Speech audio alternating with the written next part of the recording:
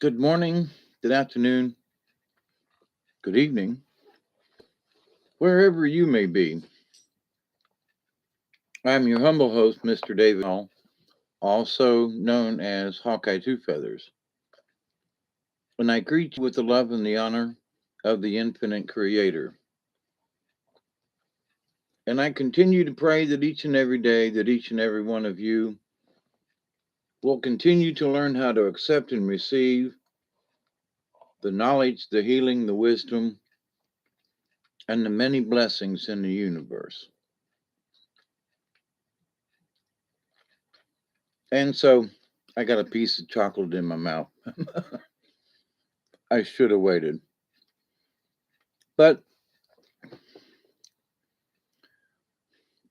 I'm a little slow in getting this video started this morning. Hey, Barry and Chloe. I was wondering if anybody was up late this morning. And I've been cogitating this subject for a couple of days. And I'm not at all sleepy. And I was shooting for 1 o'clock and missed it, screwing around typing the description or whatever in the for the video. And so I was like, it's time for you to create something. And what's that? Well, you're going to create the video about creating. Oh, yeah, that's interesting twist. Well, so I had to write my little description down, and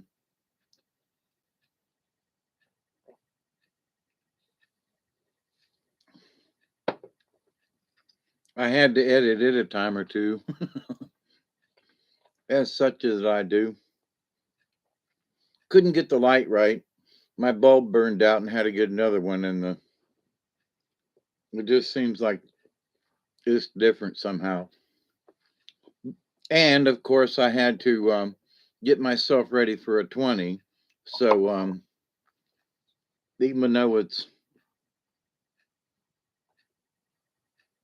it 1:30? I'm gonna put on my half glasses. 1:25, close enough. So I'm hoping y'all are doing well. And I got to thinking that on this thing about creation,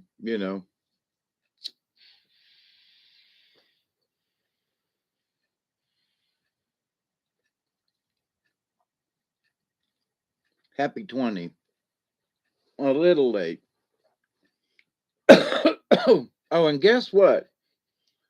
It's 12:25 because I have not turned my clocks forward, right? Well, tomorrow night, everybody has to turn their clocks back. So y'all get to um, go into that null zone tomorrow night when there's an hour that isn't really there. It's 1 o'clock and then it's 3 o'clock. What? Wait, or it's 1 o'clock and then it's 1 o'clock again. It's 12 o'clock and then it's 11. Wait a minute. Um, so you spring forward and fall back. So you're all at an hour ahead of me at the moment, but tomorrow night you're going to have to fall back. So there's this invisible hour that happens every year when you all fall back an hour. So I was thinking about that, because in my mind I create all kinds of scenarios. What is this? What if the powers that be use this time that isn't really time? It's 3 o'clock, no, it's 2 o'clock, and then it gets to be 3 o'clock again. Well, wait a minute, because you fall back an hour. So in this, you create, it's part of the theme, You create a null zone where there is no time. It exists, but it doesn't, because you're setting your clock back again and you're going, well, it's right now it's 12:30 my time. It's 1:30 your time. So if you turn your clock back now, which is what I have advised people, if you don't have anything to do on Saturday before you all set your time clocks back, that give yourself a couple of hours to adjust and turn that clock back. When you get up in the morning, you say, well, tonight at 2 o'clock, we're all supposed to turn our clocks back. We turn our clock back when we go to bed at night. Why? Well, so that null time, that zero time, that hour that you fall back on, where does it go? So, but if you turn your clocks back earlier in the day, then you go, well, it's 2 o'clock. No, it's actually 1 o'clock. No, it's 2 o'clock. And tomorrow it's going to be 1 o'clock.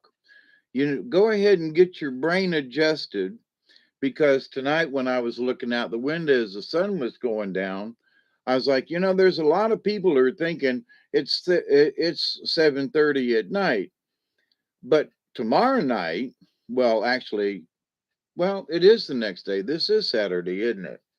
So tomorrow night you all will be, it'll be 6:30 and it'll be dark, because that's why I don't turn my clocks back. I don't like the shock, the mental shock, the trying to get used to the natural scenes that have changed. So in my mind, I have created my own little time zone here. And tomorrow night or tomorrow day, depending on who's doing what about changing their clocks, y'all will join me back in my time zone.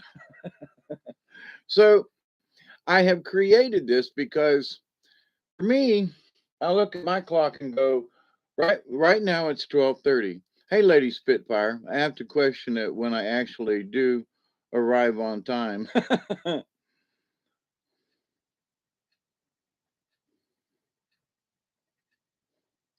Oh, my appointments.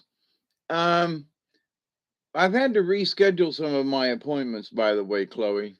They I was scheduled for Tuesday, along with voting day, was to get a colonoscopy. Ain't this nice to talk about? But it is a medical procedure, but they have not received a form in the mail from my cardiologist, because they want me to stop taking blood thinners for 2 or 3 days before I go in for this procedure. And liability state, and they refuse to do the procedure unless they've got the okay from my cardiologist, which they don't have. So today they were like, well, we're going to shuck and jive here, and we're going to cancel this and rearrange this. And so, okie doke. But I have been to therapy. I went to therapy on Wednesday, and they made me more sore in my back. I now have an appointment with the urologist to see him. I went to the kidney doctor because I have a large cyst, 10 centimeters long, on the inside of my kidney on my right side, and it bothers me all the time. I didn't know how bad it was or big it was, but anyway, but kidney doctors don't do that, and but I now have an appointment with the urologist to get that taken care of. So, and that'll be coming up next week, I get. Well, not this coming week, but the following week, 16th, 17th, in there. So anyway, but thanks for asking. But anyway, so I was thinking about it. Me in my old age, at the age of 70, I'm like, I'm trying to, all these medicines and things that I'm taking has got my mind really kind of screwed up. Have kind of sort of talked about it a little bit, muddy headed. Some days are just can't get a straight thought through, and my creativity level is down. Um, and the things that ought to be like automatic, for example, like making breakfast, is a chore. I mean, I just, used to go in there and put my old, cast iron skillet on the stove, turn on the gas, and get that fire lit, throw a little bit of olive oil and a little pat of butter in there, crack me some eggs up and put a little bit of herbs there and spices in the eggs and whoop them up real good and throw them in the skillet. And now I go in the kitchen and I go, all right, now what do I do? Right now I'm clear headed. It's 12:30. Whoops, 1:30. Y'all catch up with me tomorrow night. Maybe I'll have a where'd that hour go party where it's like, okay, everybody at the time when everybody's supposed to turn their clocks back, where did that hour go? So we can have a ghost party tomorrow night with where'd the hour go? Well, we could waste some time with a bowl or two, That that sounds like a fun thing. That sounds like a fun thing to do. Let me see if I can get this right. So, but anyway, um,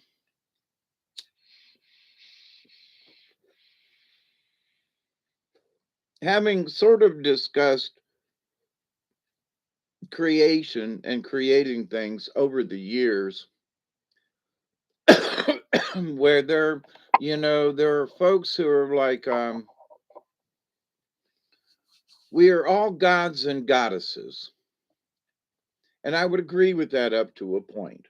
And what I mean by that is, I'm maybe a god, or maybe down deep inside, I am a goddess, who knows? Uh, but woo, but the idea though that I can't create a plant, I can't create wood, I can't create a piece of steel, um, I can't create a planet, okay? But I can take things around me and create metal. I can go and find a tree or whatever, and I can get wood, and I can be creative with that wood. But I cannot create things from nothing, from just out of thin air, right? So to be a god or goddess, I should be able to, whoop my hands together and create something. So, no, I'm not at that level. I don't know if I want to be at that level. I think that's for another lifetime, at least for me in my incarnation. But there are people out there who think that they can rub their hands around and do a sigil in the air and create something. Okay. If that's really where your head's at in this lifetime, I just wish you luck. That's all. I'm not going to say anything bad or whatever, but when you fool with things that are a little higher out of Mother Nature and stuff, you may be fooling in areas that you might not want to mess with. So, but there's so much on this planet. There is so much that Mother Nature has given us and continues to give us to where we can create all kinds of stuff. I mean, now we can create stories in our head. We can write them down. We can use Grammarly to check our spelling, and we can publish them as stories. We can do podcast. We can do like I'm doing. or we can be creative. Now they have these 3D printers. Now they have 3D printers that will print it with steel. Now I question that, um, and I will only give a brief, because in having worked with metal, especially, tool steels, um, you have, if you layer these things like is done with these printers, 3D printers, the layers, I question whether or not it's going to work, because usually with tool steel, that's made in great big slabs, and as it cools, there's a continuity with it. So, but I would question how some of this stuff would act in real life. But anyway, um, so the idea that anybody off the street who could afford one of these 3D printers can literally make anything that they can dream up. Now that is a fantastical thing.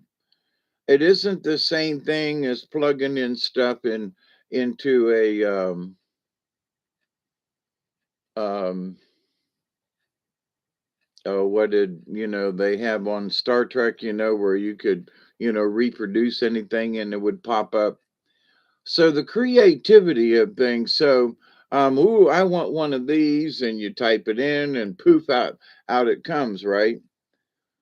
But the creativity, the thing is that there isn't another critter on this planet that was given imagination nor given the ability to be creative like we humans have. Now, for those people who might think that, well, I don't know why I'm here or whatever, and life is so difficult, and I don't know what my purpose is. And I would say very simply that one of your purposes is to create. Create what? Well, if you're bored, you can read a book. And you could say, well, that's not creating much. Well, it is. It's creating imagination in your head. It's creating thought waves and things, because the author that wrote the words down is magically conveying his or her thoughts, the author's thoughts, into your brain and into your thought pattern, and to absorb the story. So the book is creating a story effect and giving you whatever the author is trying to convey. So there's creation in reading a book. It's creation with the person reading it. So then there's the creation of someone who wants to create a book and who has characters in their head and they want to write them down. So that's creation. So the creation of the thought patterns. So the person who wrote the book and the person who's reading the book. So the author created them and sent those words into the universe, as well as typing them and putting them into a book form. Okay. So the creation of the words now is written down, and anyone who picks up that book can read those words. And the author then will convey those energies and those thought patterns via those words in the book, and creates a thought pattern that now you send out into the universe. So if 10 people read a book, those 10 people can send those thought patterns out in the universe. If a million people read a book, those million people will absorb whatever is written on the page, and from that create a thought pattern which ends up in the universe, because they will talk about the story, they will think about the story, and that energy with each one of us gets to be part of the universe because we are part of the universe. So all our little cells and all our little thought patterns and everything commingle with the universe. So if a million people have read a bestseller, then that feeling, it just is transmitted into the universe, whether it's good or bad. There are people who read it and go, "Nah, I didn't really like it." Okay, well, but you read the book, the written word transmitted to your eyeballs, and as you read it, the energy coalesced and became part of the universe. Whether you like it or not, it just is. It's just that matter of fact. Your brain energy is exuding, um, patterns into the universe. And so the story becomes part of the earth, it becomes part of the bigger picture, if you understand what I'm talking about. So years ago, and it still goes on, there are, in going through patent offices and stuff, there are periods of time when an idea will go into the patent office. And there'll be five or six, maybe even 10 or more submissions of a device. And 10 people, hey, Pearl, how are you?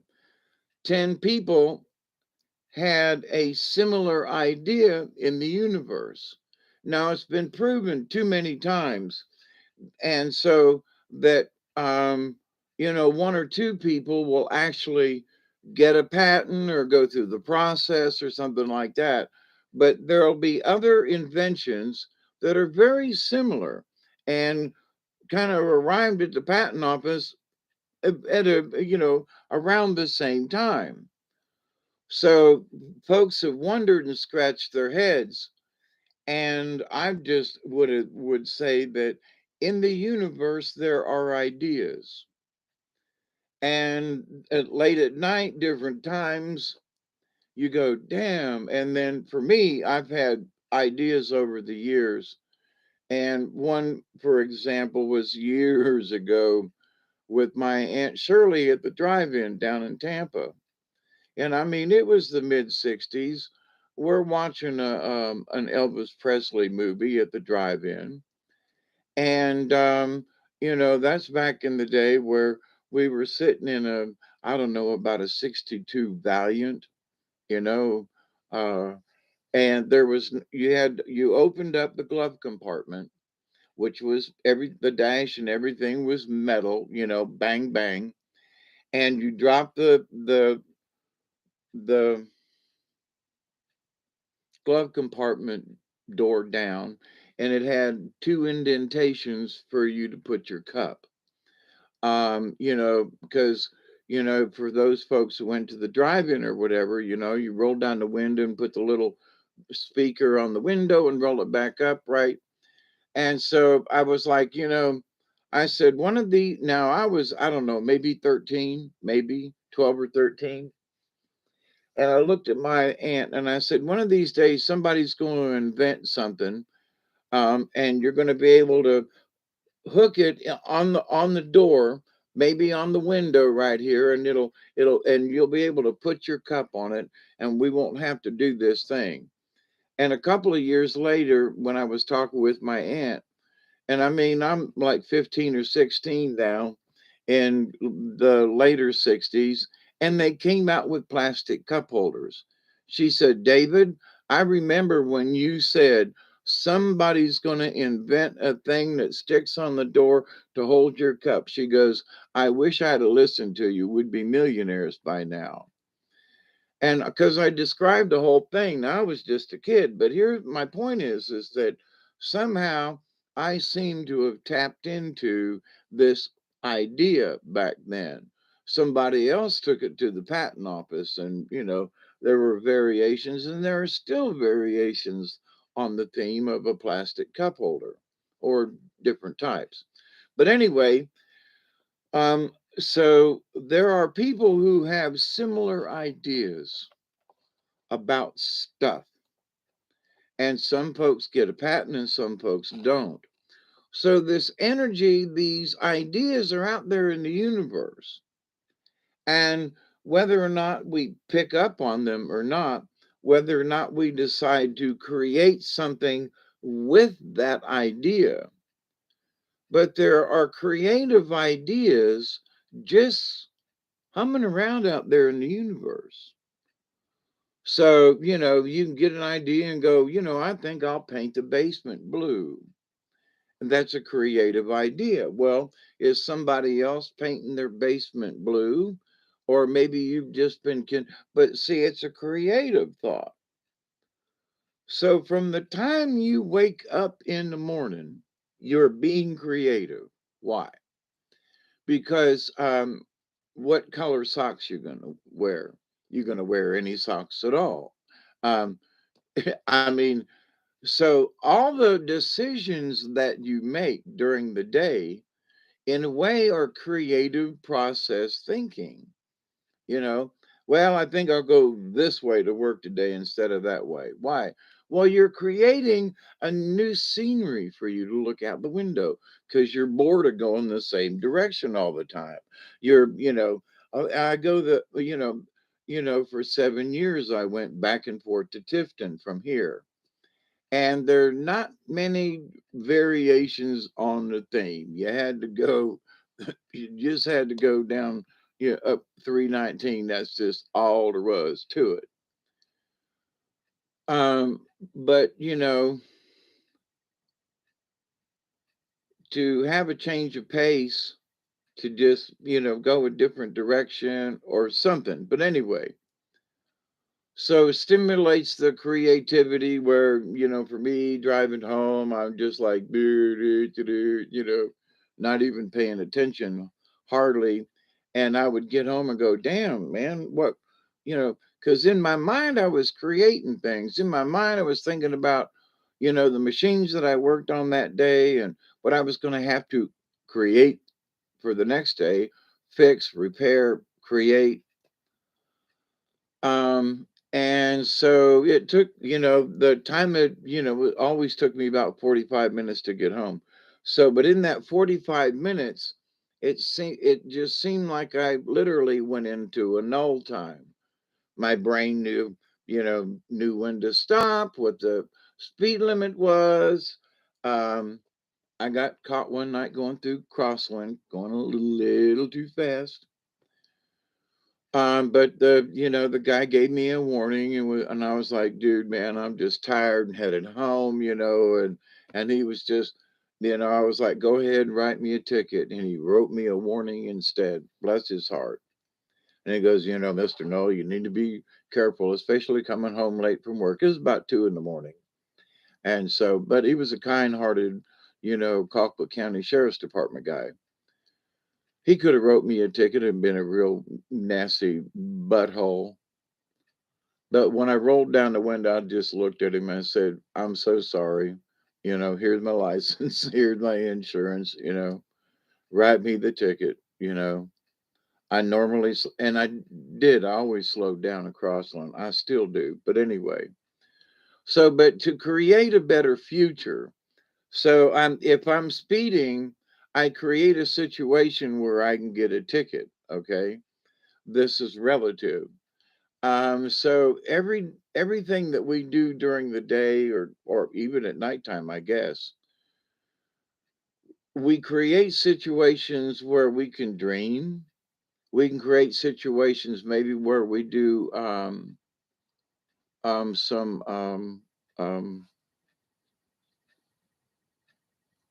astral projection, maybe whatever it might be. So our brains are always creating stuff. Sometimes it's creating weird thoughts, like I discussed before. For me, I spent years, fighting off demons that wanted me to kill myself. And no, this is a bad idea, Dave. No, I'm so depressed. I can't get through this. And you know, and bound and determined I'm going to, die. And, Yeah, okay. Look how much time we spent, me, myself, and I, on creating scenarios of death where had I changed my thought pattern, I could have created just at least a better thoughts and brought joy into my life, even when it was crappy. I could have smiled a little more. And, and in that, just by smiling, I would have created a better thought process for myself in the universe. But at the times, I mean, times were tough. I was eating out of garbage cans and stuff, and wondering how I was going to pay the electric bill, and it times was really tough. And I'm on limited income, but I have an income I can work with. I didn't even have an income back in the day. So, but to be so downhearted all the time, always wondering what was going to happen next, created this. See, the word create comes in. Created this scenario where everything was hopeless. So when you create a hopeless situation, or what seems to be hopeless, and you live in hopelessness, you create this. See, the word create keeps popping up. You create a mindset, you create emotions, you create energies that go out in the universe, you create situations for yourself or others. You are always creating. So what do we do?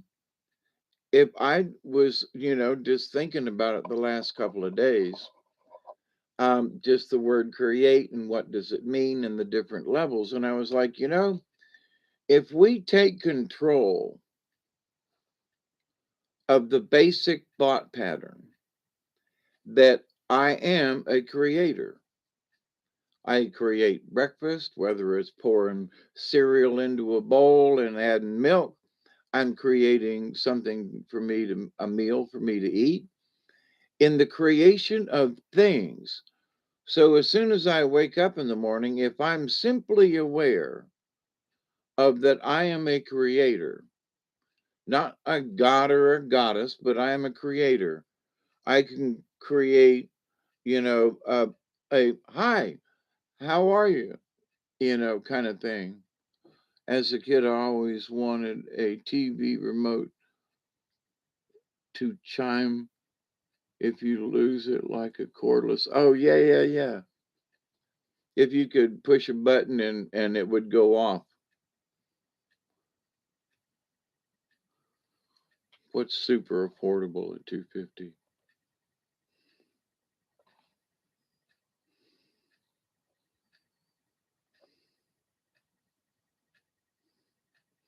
Oh, Lady Spitfire. I have been notorious, if you're still here, I have been notorious for being late. And what's amazing is that after this heart attack, I have decided that I need to be on time. I mean, I have done everything possible to be on time, and I have been, and early, which for 50 years of working and stuff, I was always late everywhere.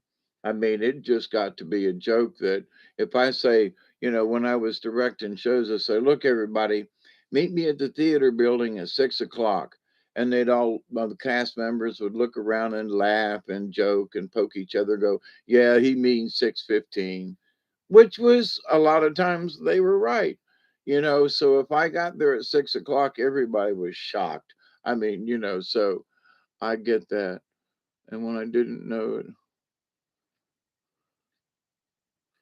I thought, oh, well, I'll get on you right on time. Mind blowing. Oh, interesting.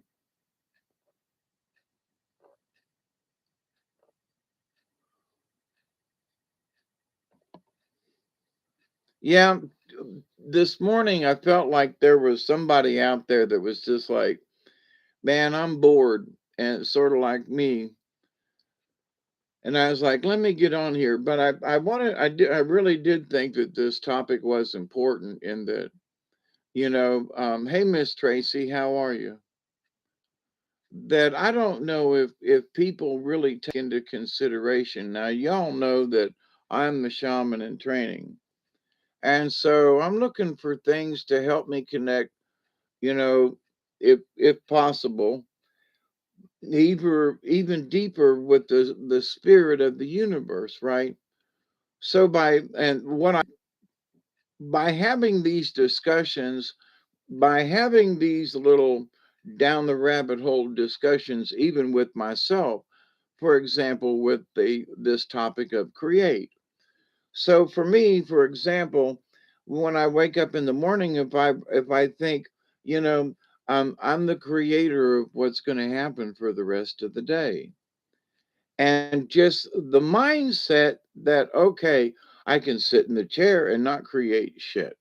You know, I can create a, well, what am I going to do? I don't know. What are you going to do? I don't know what you're going to do, Dave. I don't know.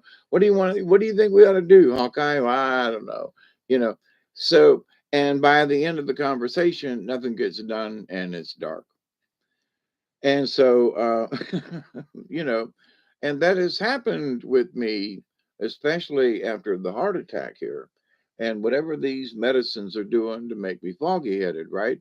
So, and I want out of it, right? I want to go back into creating things. I want to go back. I got all kinds of projects, so, that I have been creative with in the past. And somehow I've lost that creativity. It's gotten washed aside or something, and I want to find it. So I want to create a better mental attitude with myself so I can continue to be creative with the projects I've already started. Does that make sense? So, but anyway, and I've learned that I got to start somewhere. So if my creativity is lacking, so what do I do? I should attack, sort of metaphorically, the fact that, hey, remember you're the creator. Oh yeah, yeah. What you gonna do today? I don't know. Well, as the creator, um, do you agree, Hawkeye? I'm having conversation with myself, right? Hey, remember you're the creator. Oh yeah, yeah, yeah, yeah. I'm sitting here being muddy headed and you know that's right. And I do want to create something. I do want to go out and finish it. I do want to go out and do the line. I do want to, work on my track. I do want to, oh, okay. So, but somehow we need little simple reminders. So, in thinking about this creativity, the creator gotta, you know what I mean? I'm like, somehow in my old age, I need to just a really simple reminder. Dave, yeah, you're sitting in the chair. Yeah, remember, you're the creator. Oh, yeah. Okay, let's go create something. I mean, I used to create puppets, I've created stories. Now, I'm not bragging, I'm just saying that I was like over creative. I couldn't stop thinking of stuff.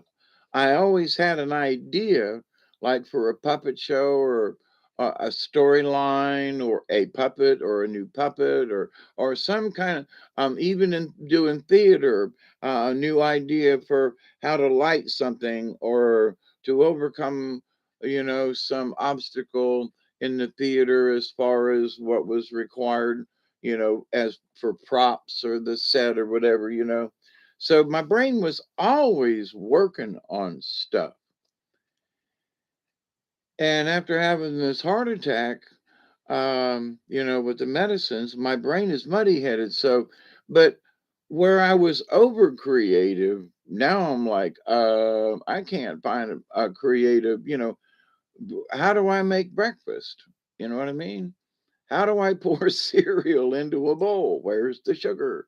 You know, Oh, by the way, over the years, I've gone from 5 pounds of sugar a month to less than 2 pounds of sugar a month, eh, for coffee and essentials. But now I don't bake or anything, but just anyway. But so, if when you learn self control, so I wake up in the morning and I step outside and I take a deep breath. Come on, Bob, focus. Yeah, yeah, yeah. Are y'all having trouble with internet or something?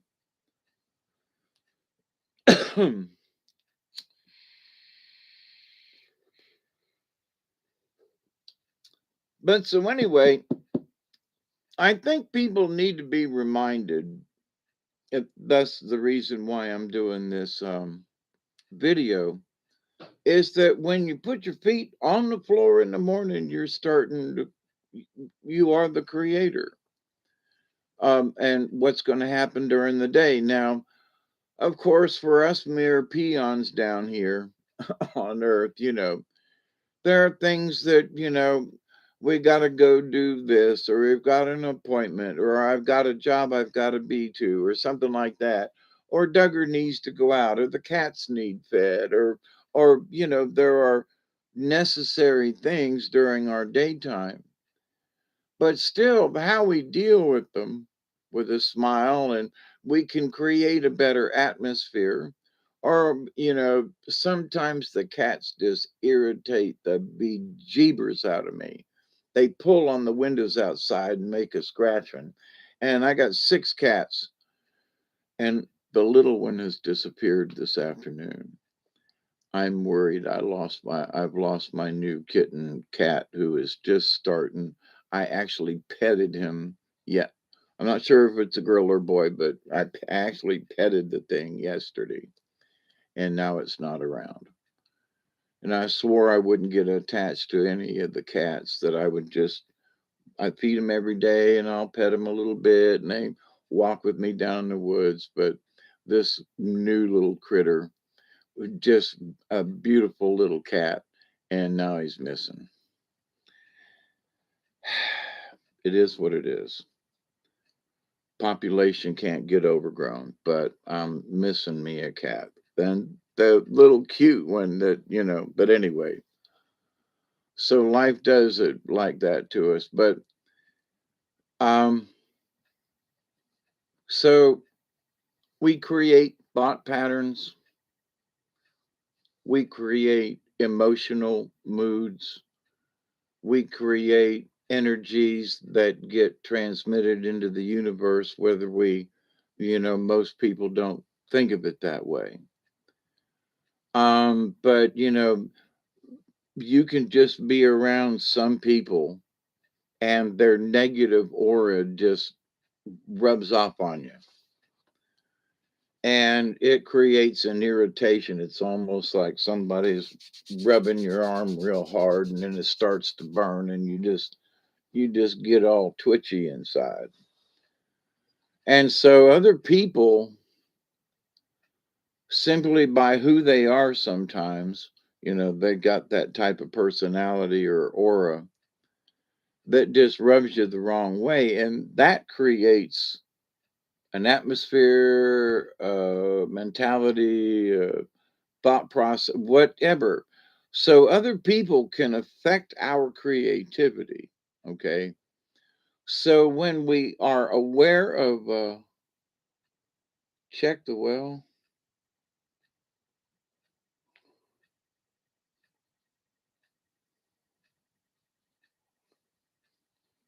Wake up in the morning, I heard a church bell ring.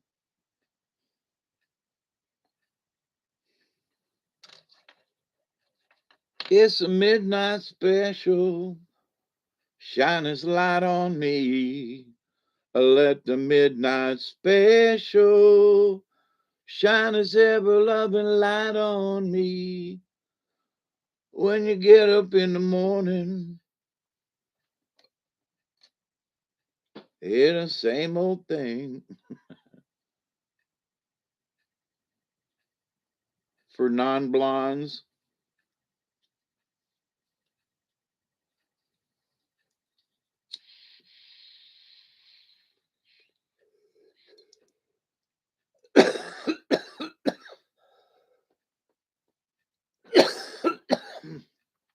Ooh,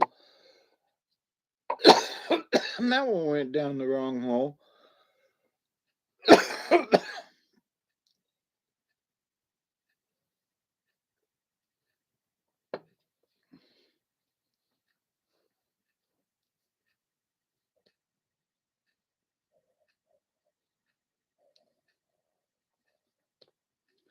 You talking about the cat in my well? Do I remember it? Oh, please.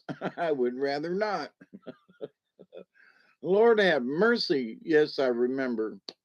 And do not want to remember it any more than that right there. I still can't get the smell off of me. But even on our worst days, I've talked about this before, but for every day that goes by, like, today I was all set to go into town. I'm going to go get my prep. I've talked with the doctors. I'm scheduled to go in on Tuesday, or was, till I get a phone call and we do a couple of things. Now my appointment's been canceled. The need for me to go into town and get this prep solution and everything is like, it's just not there now.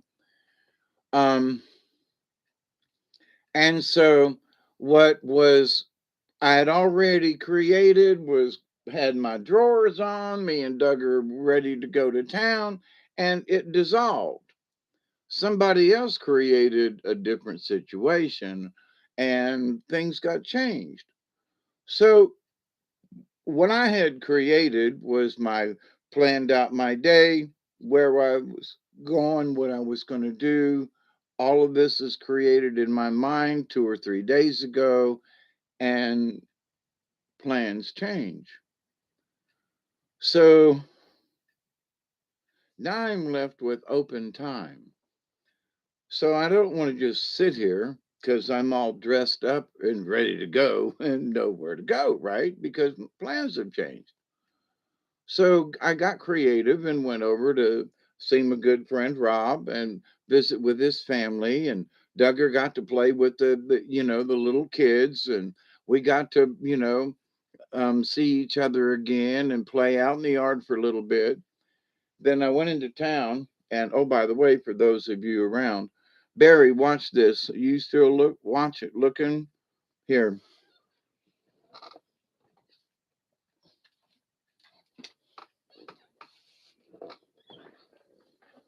I was talking the other night.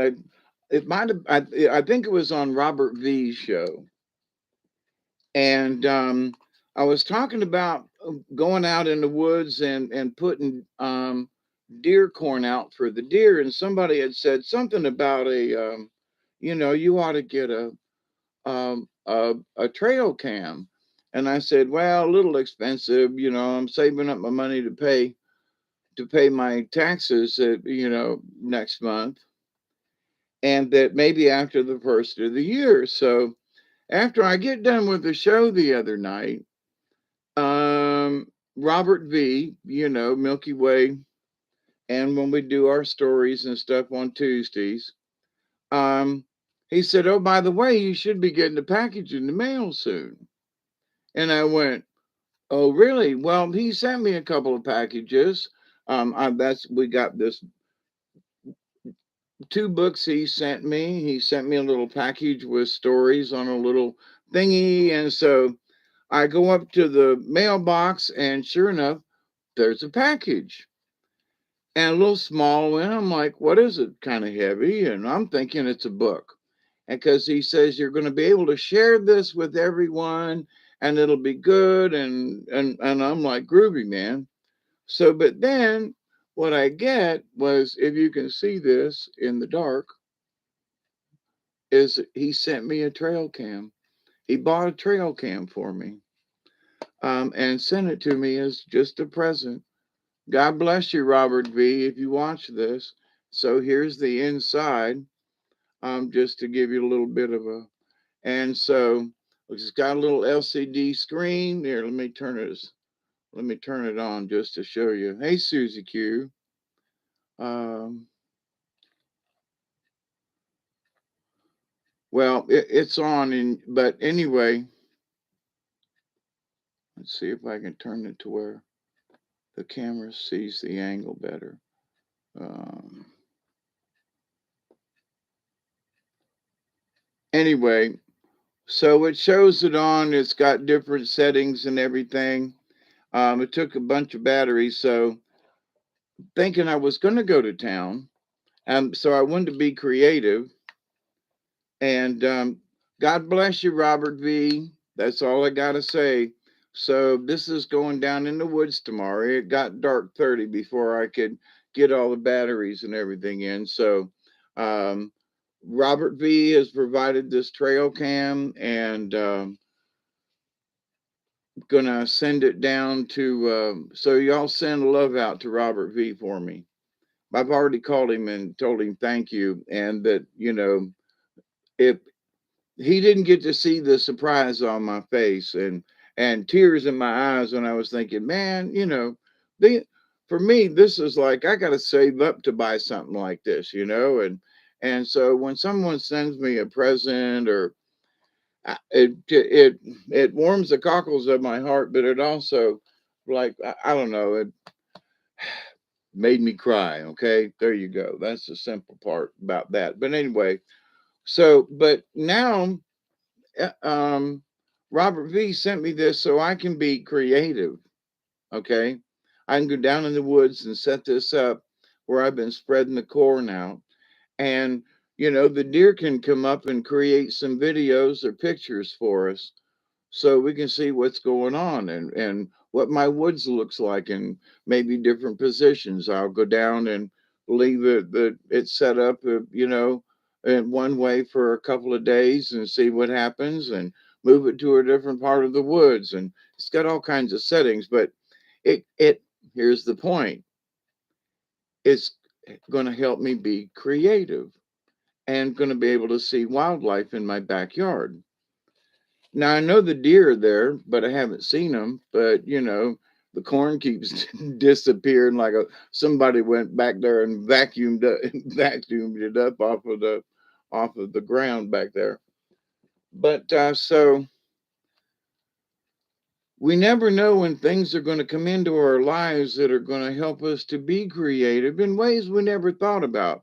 Because I mean, I thought about trail cams and stuff like that, and it'd be cool and everything. But you know, being on limited income, I was just like, one of these days I'll get it. Well, Robert V sent this, and now I'll figure out how to share it. It's got a little port in the bottom, and I might be able to just turn it on and just upload it straight from here. We'll see. But anyway, thank you, Robert V.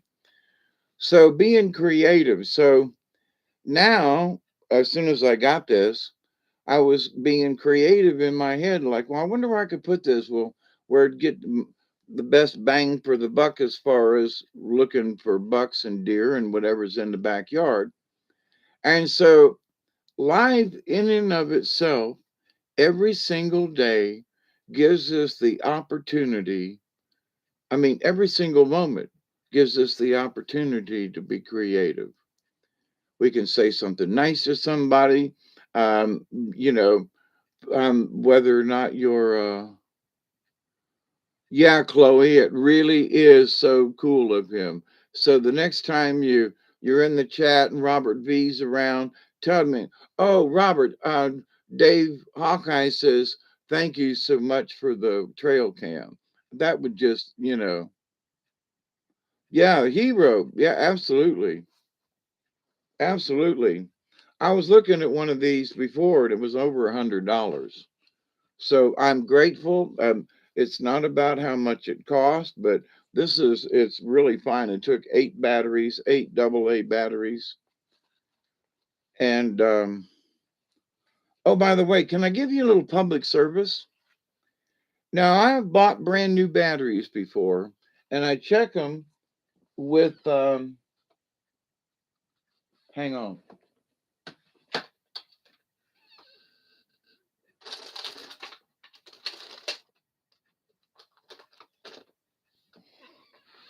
I check them with my good old voltmeter here, right? My little LO cheapy voltmeter. And down here in green, which you can't see, is like for checking batteries. And it's a 1.5. And then over here is another one. It's a 9 volt. So you can check batteries with this, with the leads, right? So that's what I do. I always check the batteries. So I bought 3 different kinds of batteries. All right. Rayovac, um, Energizer, and an off brand, but you know, 3 different kinds of AA batteries. And I checked them all. Now get this. None of them are 1.5. Brand new batteries out of the wrapper. Um, you know, here's the Energizer Bunny, right? Supposed to last forever. Well, here's the thing. They're supposed to be 1.5 volts, and they ain't. They 1.3 at best. So here's, 8 AA's that I purchased for it was about this was $9, okay? For a battery that isn't even charged to what it's specified, 1.5. So I was having issues with my rechargeable batteries because they're 1.2 at best. So I'm like, well, okay, and there are some things that require 1.2 ain't enough. You got to have more than that. So you got to have a regular AA battery, supposedly with a 1.5 volts.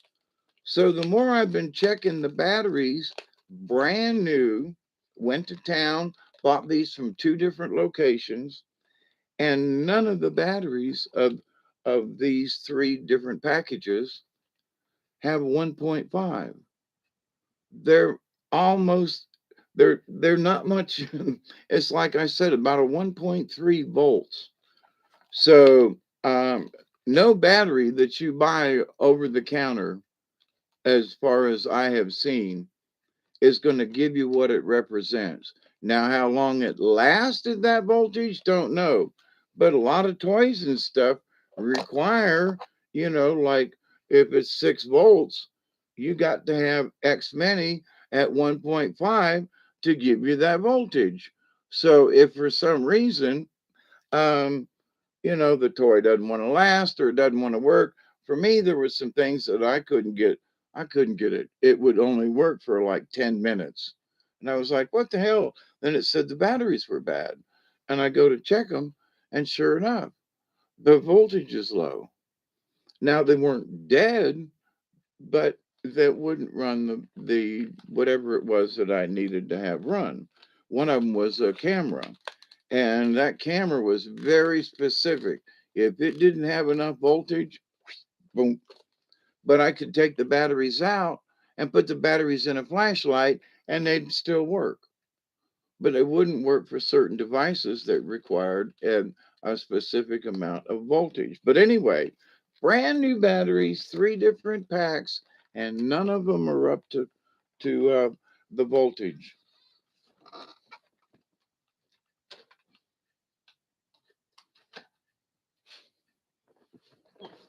Now you say, Hawkeye, now why did you bring that up? And here's the thing, because I'm putting batteries in brand new out of the pack. Now, if I hadn't been checking this over the last couple of years and more specific here lately, that the voltage drop was down, I'm like, this creates issues for me because I'm assuming that two 1.5 says 3 volts. So 4 batteries equals 6 volts. Now, if the device I'm running needs that 6 volts, but I only got 5.5 at best with brand new batteries, I'm already working with a deficit. Now, that just sucks, you know? Brand new batteries, different types, different prices, and but the same results. So I spent, I don't know, $20 on batteries just so I could test between the different brands. But I gotta say, brand new, they were all deficient by 2 volts, 2.5 volts. All of them were deficient the same. So only the Rayovac was slightly better, like a half a volt. But anyway, um, so things like that can create problems if you're depending upon certain things. So anyway, so with that said, sometimes you have to get creative if something that you need the right voltage. So, but anyway, my point about that, it all stimulates the brain. It stimulates your outside activities. Oh, I thought the battery was going to work longer. So instead of just buying one pack, I bought two. So if this camera or my other devices, if they run low or not working correctly, I can find out really quick which is the lowest battery and replace them. And so I can be right back on track. So, what does it do? I created a backup plan. I've got extra batteries because of the low voltage thingy. And in case they go down easy, um, I'm, I got it covered. You know what I mean? Rather than, oh, I thought these batteries should last at least a week or so, or something, blah, blah, blah. Come to find out that settings with the camera depletes the batteries quicker. And so I go out to check it after 3 days. No, I'm just guessing. Okay. I'm just saying. The situation was with one of my other cameras before that I'd take a couple of pictures and one or two flashes, and that was it. Them batteries would not work in that Canon camera. And I had backup batteries all the time with that camera. So not saying that that's what's going to happen with this camera, but I bought, especially since I went to the store especially to buy batteries, I bought extras. So it creates a different mindset. um, from previous experience, it creates a different atmosphere for me so I can get backup batteries.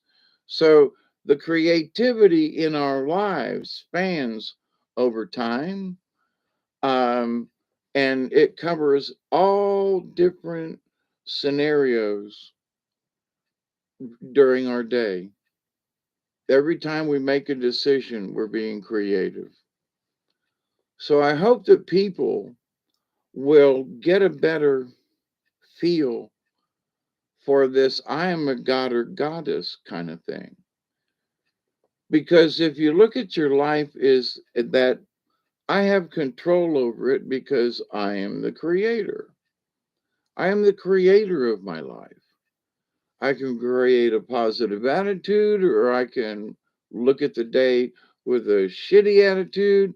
I can create harmony. I can create disharmony. I can do what I want and piss a bunch of people off, or I can kind of go with the flow and be in harmony with others and have a wonderful. So what we decide to create,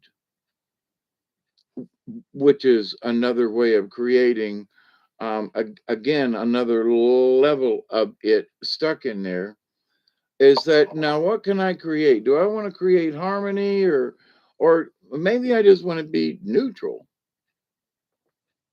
which is okay. So it's not a positive or a negative. You just observe the situation. It's like, somebody watching this, but they don't want to participate in the chat. No problem, right? We welcome all folks, right? And so, um but if you don't participate in the chat, doesn't mean that you're not participating, you know. And so by listening, hopefully I'm giving you creative thoughts for yourself. Not necessarily, oh, I'm going to follow Dave, blah, blah. That ain't it. My discussion is that, can I give you whatever trickles the thought and go, hey, in your life, can you just add this thought, um, holy crap, man, the day is turning to shit and blah, blah, blah, blah, blah. It's like, wait a minute, I'm the creator here. I don't have to, I feel down or whatever. And now, but I can create a better atmosphere if I want. I can turn that frown upside down. You know what I mean? So, but when we forget, and sometimes life just is really easy for us to forget that we're the creators. The kids yelling at us, you're stuck in traffic, whatever it is. But when it's, if you can bring your reality, now I've done this, I can, I can vouch for the fact that if you practice this, it works. Because that time when I was working at Prestolite and under a lot of stress, driving back and forth over an hour every day, being on the road, blah, blah, blah, blah, blah, and just, and also going through a transition where I was having conversations with White Dove, who kept showing up in my front seat of my truck to, teach me things. Um, Taught me how to be creative in a whole nother way. But um, to be that, to be your own spiritual shaman, whether it's for anybody else, for any other reason, right? To being your own spiritual shaman, most folks want to get along with whatever's going on. Disharmony is not what there are some people that I've known over the years that just love discord. They love to pick a fight. But most of us, we just want to get along. Um, and the disharmony, creates havoc in our lives. There's the create again. So, um, but when we lose sight or we momentarily forget, and sometimes we forget for longer than momentarily, that we are the creators. Like, ah, damn it, man, whatever happened today, I'm in a really pissy mood. The machine I was working on, I didn't get it fixed. The operator's screwing up, and I got to go in tomorrow and explain why the machine's down, and we've lost, an entire day of 3 shifts of no product. The lines are drying up. Ford Motor Company is pissed off, and what the hell? Get out of there. Hmm. Critters.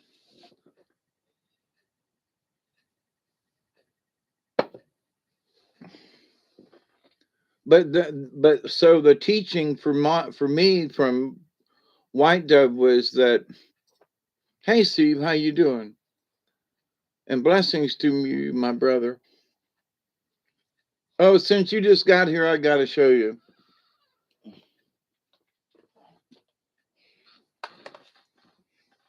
Look what Robert V got me. A trail cam. Can you see? It's really cool. Had to go into town and get batteries. That's really cool. I get to, next time you talk to Robert V or see him or whatever, tell him thank you again for me. I already did myself, but I get to go down and take pictures in the woods. So, but anyway, um,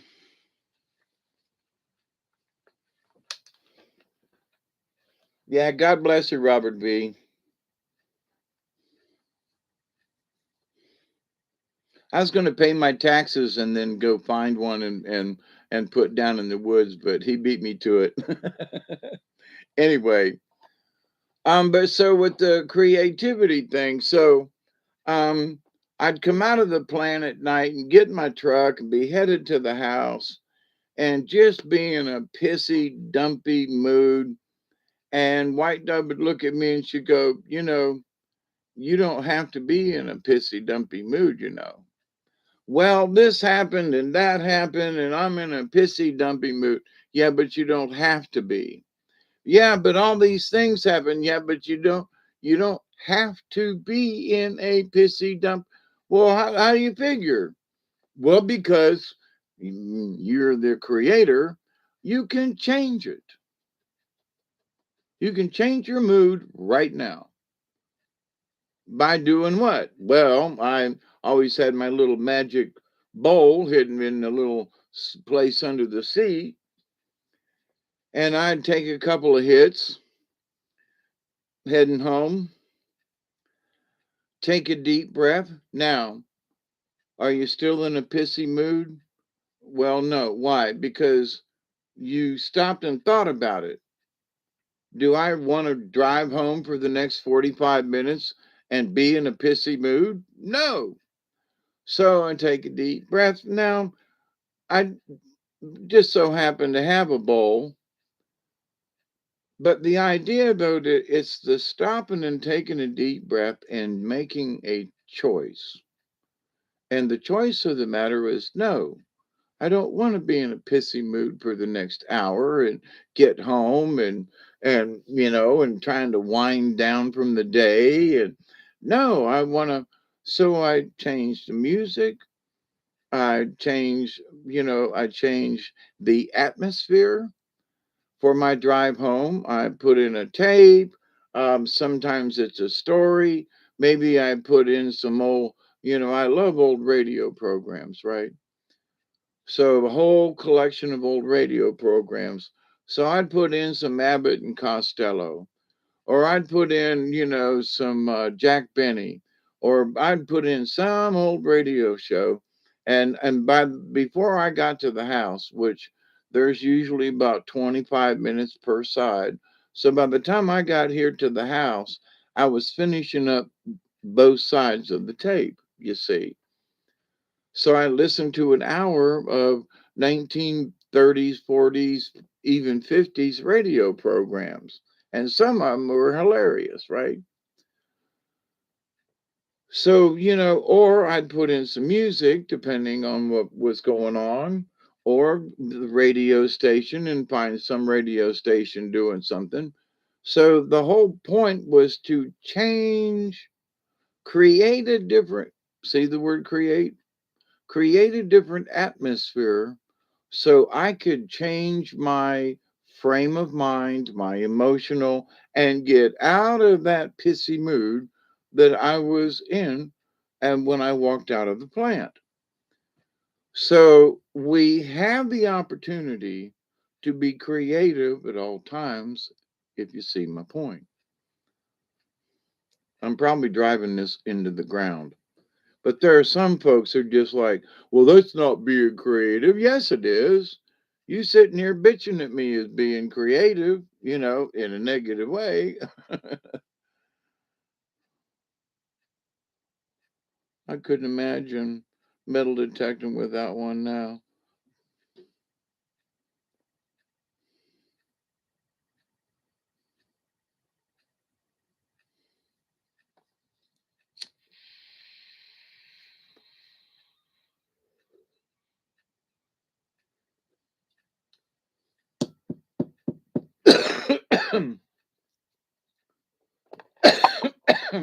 Hey, Steve, if I make it to Missouri, to see elderberry, can you make it from where you're at to Barry? Just saying. I really want to make the trip, and hoping that by spring, I will be able to make the journey. But um, you know, I don't know if I could make it all the way to Kansas where you're at. But if I make it to the Ozarks and into Missouri, could you make it that far? Just saying, is it too far to drive? Um, or maybe when I get to Barry's, we could double up and come see you if you couldn't make it to see us. But anyway, just thought I'd throw that out there because it's been on our agenda. Hey, Castle, what's up to you? So anyway, there in the universe, I'm just here to tell you there have been too many times when I was working on a machine which required some very, very, very precise tooling. He's near Springfield. Yep, yep, yep, he is. You're right. And you could make it there, huh? All right. Well, if everything goes well and I get my truck fixed, etc., I need my front end redone, the ball joints, and I need my rear brakes done. So those are on my agenda to get fixed. But with all this going to the doctor and everything, I haven't been able to just put my truck up for a couple of days because now I got places to go and I don't have a backup vehicle that's running at the moment. So work on the vehicle is going to have to wait a little bit until I get done with these doctor's appointments. Um, but anyway, yeah, I now that my truck is running and stuff's going, you know, it it's that's what's been held me back all last year, the truck not running, and she'd been running really, really good, knock on wood. Um,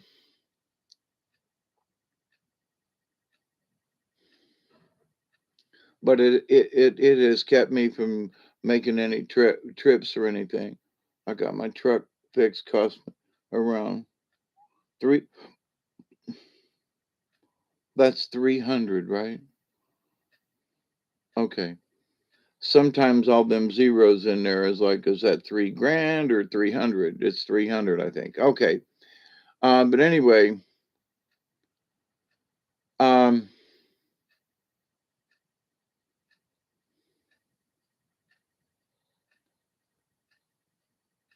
and for me, in especially at my age now, when I have fewer things to worry about, I'm not at a job, I don't have those types of responsibilities. Those everyday 5 6 day a week kind of responsibilities, it was always pressure. um for me there's pressure in different ways, and what I mean by that is that there's pressure to understand something like this idea of being creative. And I'm like, yeah, well, I've created all kinds of puppets. And yeah, I've created all kinds of different tools, and I've created solutions to problems by, making design changes of tools or metals or whatever. So this idea that, I understand about being creative. I've directed shows and written plays, and yeah, okay, so but now at this phase of my life, all right, I, it's it's just kind of sort of empty. And now what do I be creative with because I don't have a job to go to? So and I have, for different reasons, my issues with the puppets are just, I don't have the space to be creative like I would like to. So I needed to have certain things took care of before I can be creative with the puppets again. If my the mental muddiness will, if I can, learn to control it and work with it. But for other folks, it's like, they're bored all the time. Oh, somebody. Well, I'm bored, and they've always got their fingers on their phone and they're playing a game or something. They're always bored. And I think to myself, now, if your brain is stuck in a game and you're, well, oh, it's no big problem. I play this little game all the time and blah blah. Hey, Alex, how you doing? If you're playing this game all the time and your brain's down here and you're doing this and you now where's your creativity? Well, but no, I'm sorry.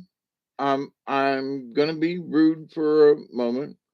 Steve says the power line for the power steering. Oh wow, oil change, pressure line. Gotcha. But anyway, here, join me. It says I've been live for an hour and 20 minutes. There's a 20, you know. Puff, puff, pass, pass. What time is it actually? 2:40. I can't see the other number. It's 2:40, I guess. Or is that an 8 or a 3? Anyway, um,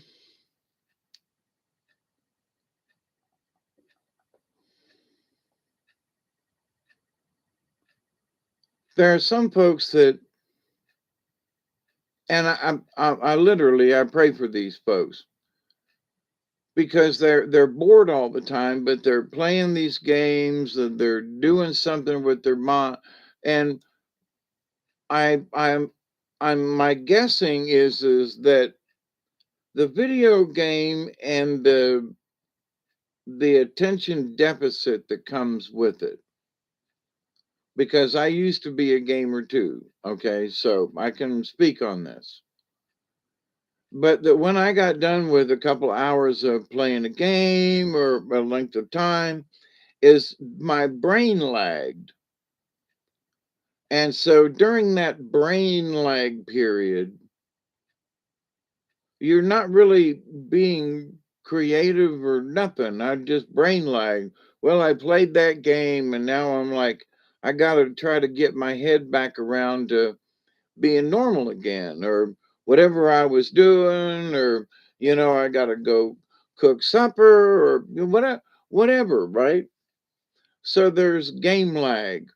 Now, I've seen other people who are playing this and some of this intense, shooting them up and bang, bang, and they come out of it and they're just like, you know, um, and even just doing it on the phone, and I'm not talking about a VR kind of thing. Um, but their reality, their mind is in it. They're still in the game, even though they come out of it and it's not real, but they're still engaged. Their brain is still kind of there's leftovers going on. I don't know how to explain it. But so for folks to be bored, if if they've been doing this gaming little thing with their phone, and I know some folks that well, you give them 2 seconds and they've got their phone and they're playing duck duck go or something. And you go, well, what's wrong? Well, you can't engage in the conversation in the room. Well, y'all were talking, yeah, for about a minute. We asked you a question, but you were engaged with your phone. Oh, well, I was listening. Yeah, go ahead. No, I just asked you a question. Well, what was it? Well, and they still got their face done in the game. Now, this is a 65-year-old person. Okay, this ain't some young kid. So, but the engagement with the brain activity, and I'm thinking some of these folks aren't being very creative on their own because they have these devices, and not this one person I'm thinking of, but other folks who have computers and or gaming stations where they're really in the fight. I'm asked and I go, so what did you create today? Well, I don't know. Well, then you hear him talking and go, man, that what we played, that we played for 5 hours last night, almost straight in a row. Yeah, man, that was intense, wasn't it? and it's two people over the internet and they're engaged in a game, and now they're talking about it at work the next day.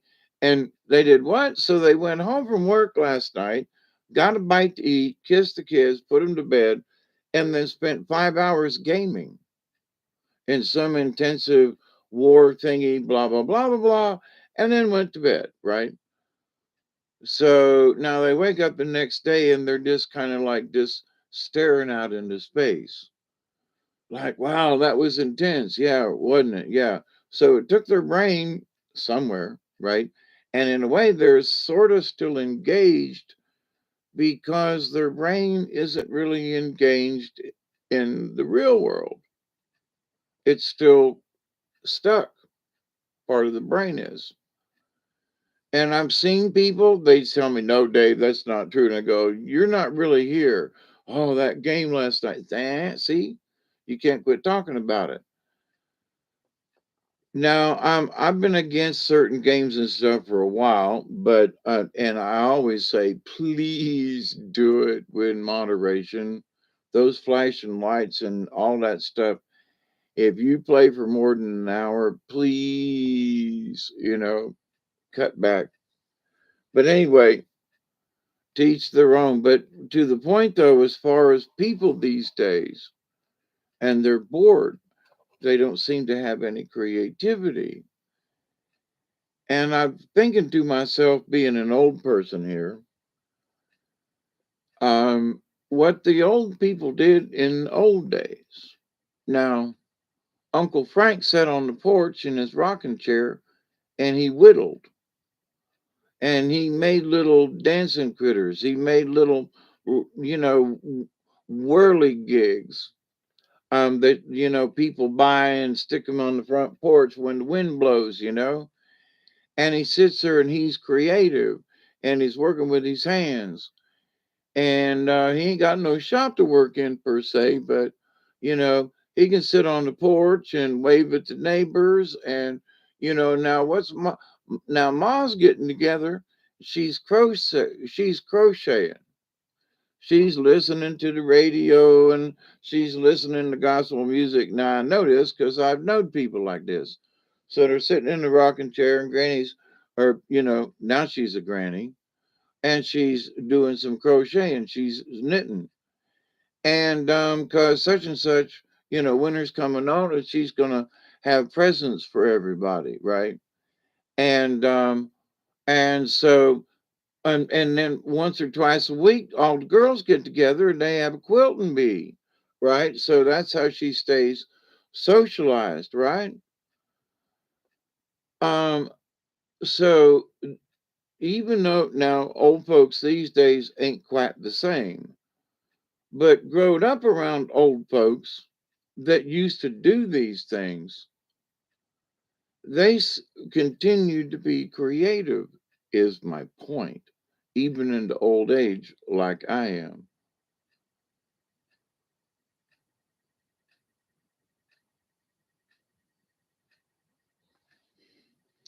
So, but anyway, sometimes it's, hey, Diane B., how are you? Thank you. I don't know about the handsome part, but, you know, I'm glad I do look healthy. I appreciate the handsome part, you know, got my hair and anyway, and my beard's filled back out a little bit. I sort of look more like me again, I guess. But so in this,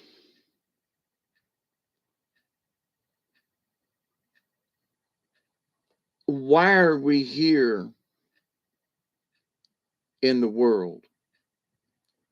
What is my life worth? What am I good for? Yeah, I mean, for me, for there were periods of time like, what am I even here for? What's my purpose? What's whatever it is, right? I go to work every day and I come home, and what good is it? Well, I paid for the property after all these years. I built a house, sort of. And so looking back, it's like at the time I was like, oh my God, what am I here for? What is my purpose? Blah, blah, the drill. Well, but I was depressed a lot of the time too, and an alcoholic and a drug abuser. Um, I'm glad I even through my stupor, I stuck it out. And I encourage anybody else out there, stick it out, buy you a plot of land and stick it out and pay for it. Lord have mercy. Um, but having a deeper understanding of being creative, having a deeper understanding that you and I and that we are creators in our own lives and that we hopefully are in control up to a point. I mean, if you got a job that once you get there, you got to do this job and that's that. And so you're under the master's control while you're at work. But when you're done working, then, well, I got the kids to worry about and I got to go home and cook supper. Well, okay. So, but how do you want to look at that? You know? Is it drudgery? Oh, fuck. I gotta go home and cook supper for the kids again. And holy crap. And blah, blah, blah. Look, I went through it. So the drudgery of it all. And in the drudgery, you don't feel like you're creating much. But in the drudgery, now I'm thinking about a certain period of time in my life living here and just, we had just moved the trailer down here and it was, really difficult. And sure enough, being a pioneer back in the um, about 1985-ish kind of thing. And I mean really pioneering it. Like we was back, we had a trailer. I'm digging the well by hand. Coming home from work in the evenings and digging until I can't dig anymore. Hey Michelle, how are you? Diane, how are you? 3 more years, my place will be paid off. Oh, good for you, Steve.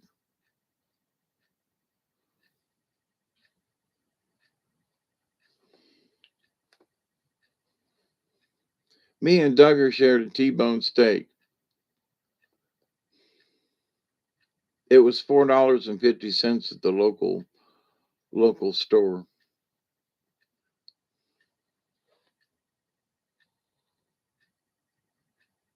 My last stream. I'm just glad to see you, Michelle. Spirit, got on to me and, like, hey, Hawkeye, you need to get on tonight. And I was like, eh. So here I am stuck in the middle with you.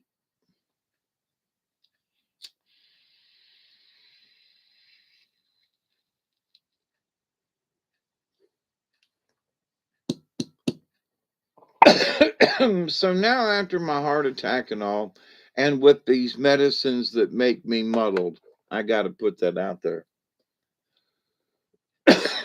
I'm trying to reestablish my creativity.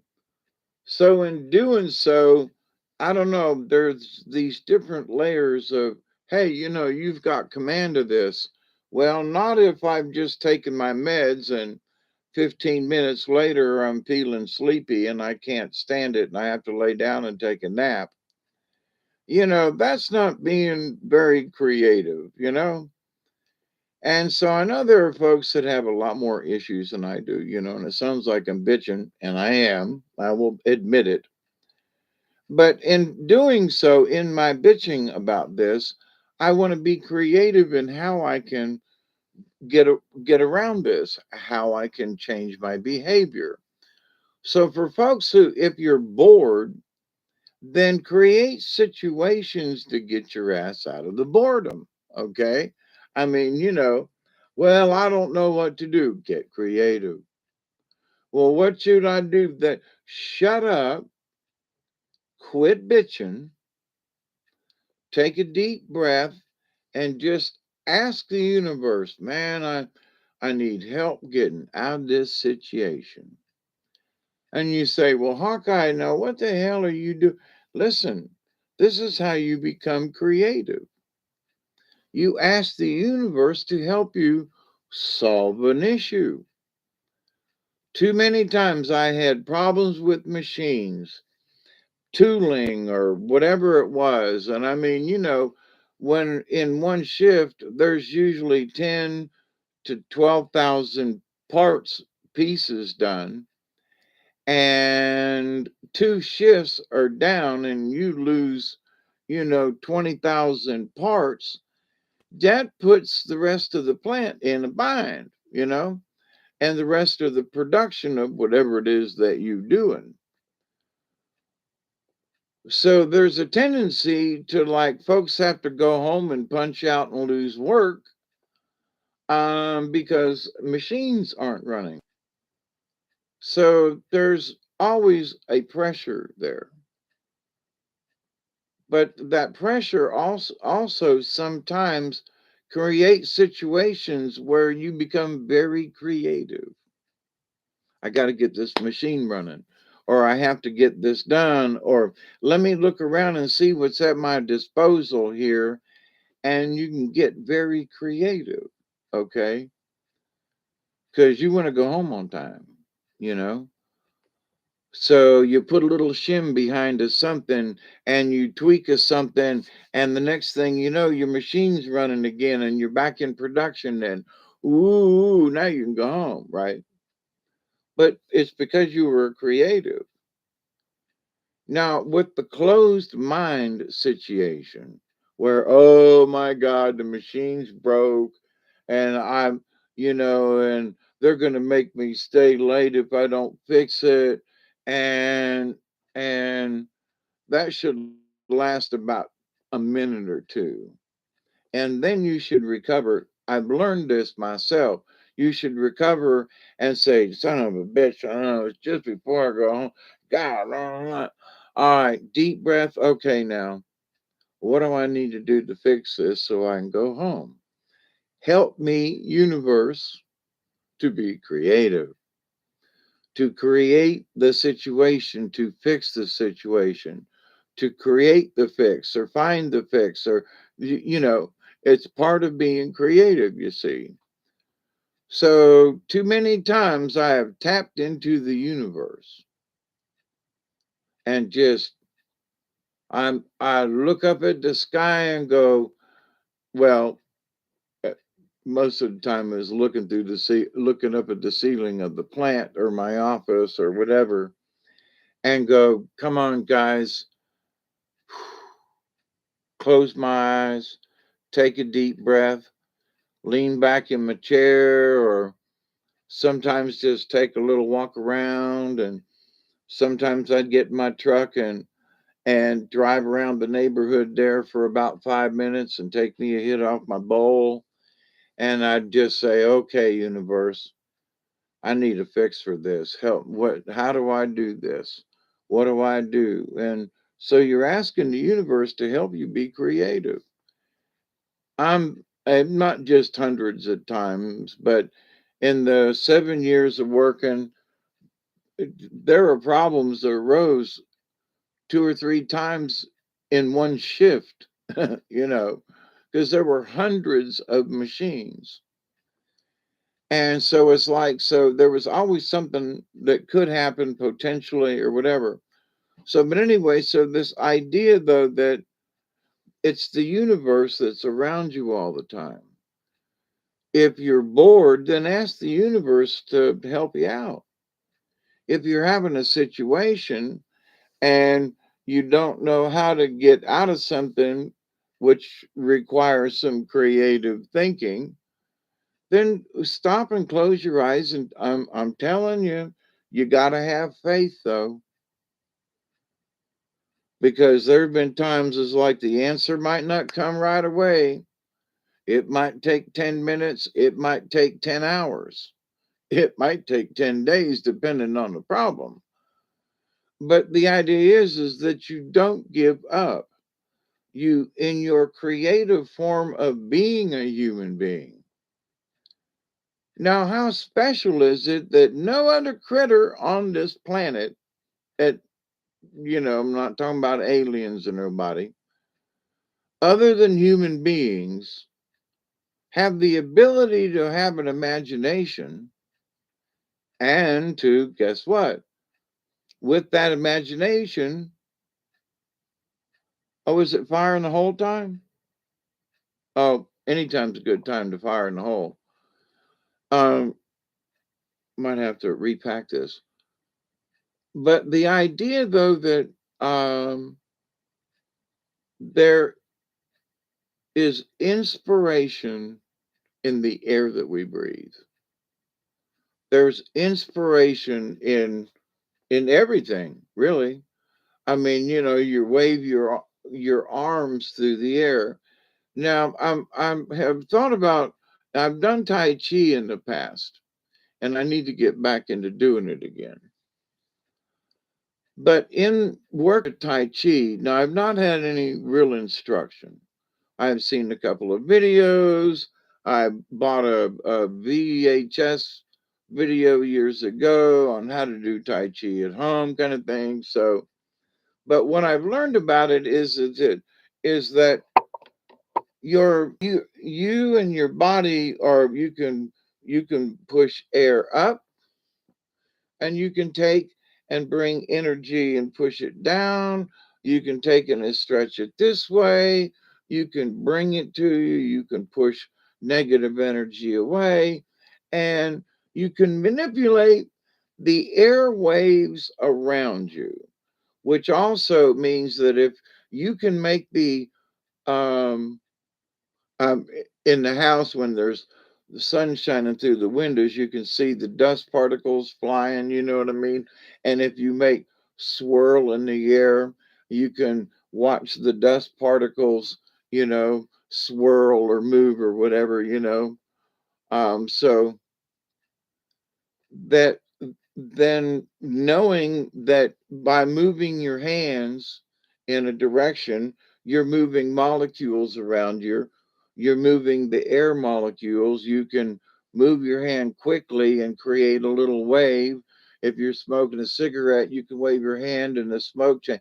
So, you know what I mean? So you're affecting the universe.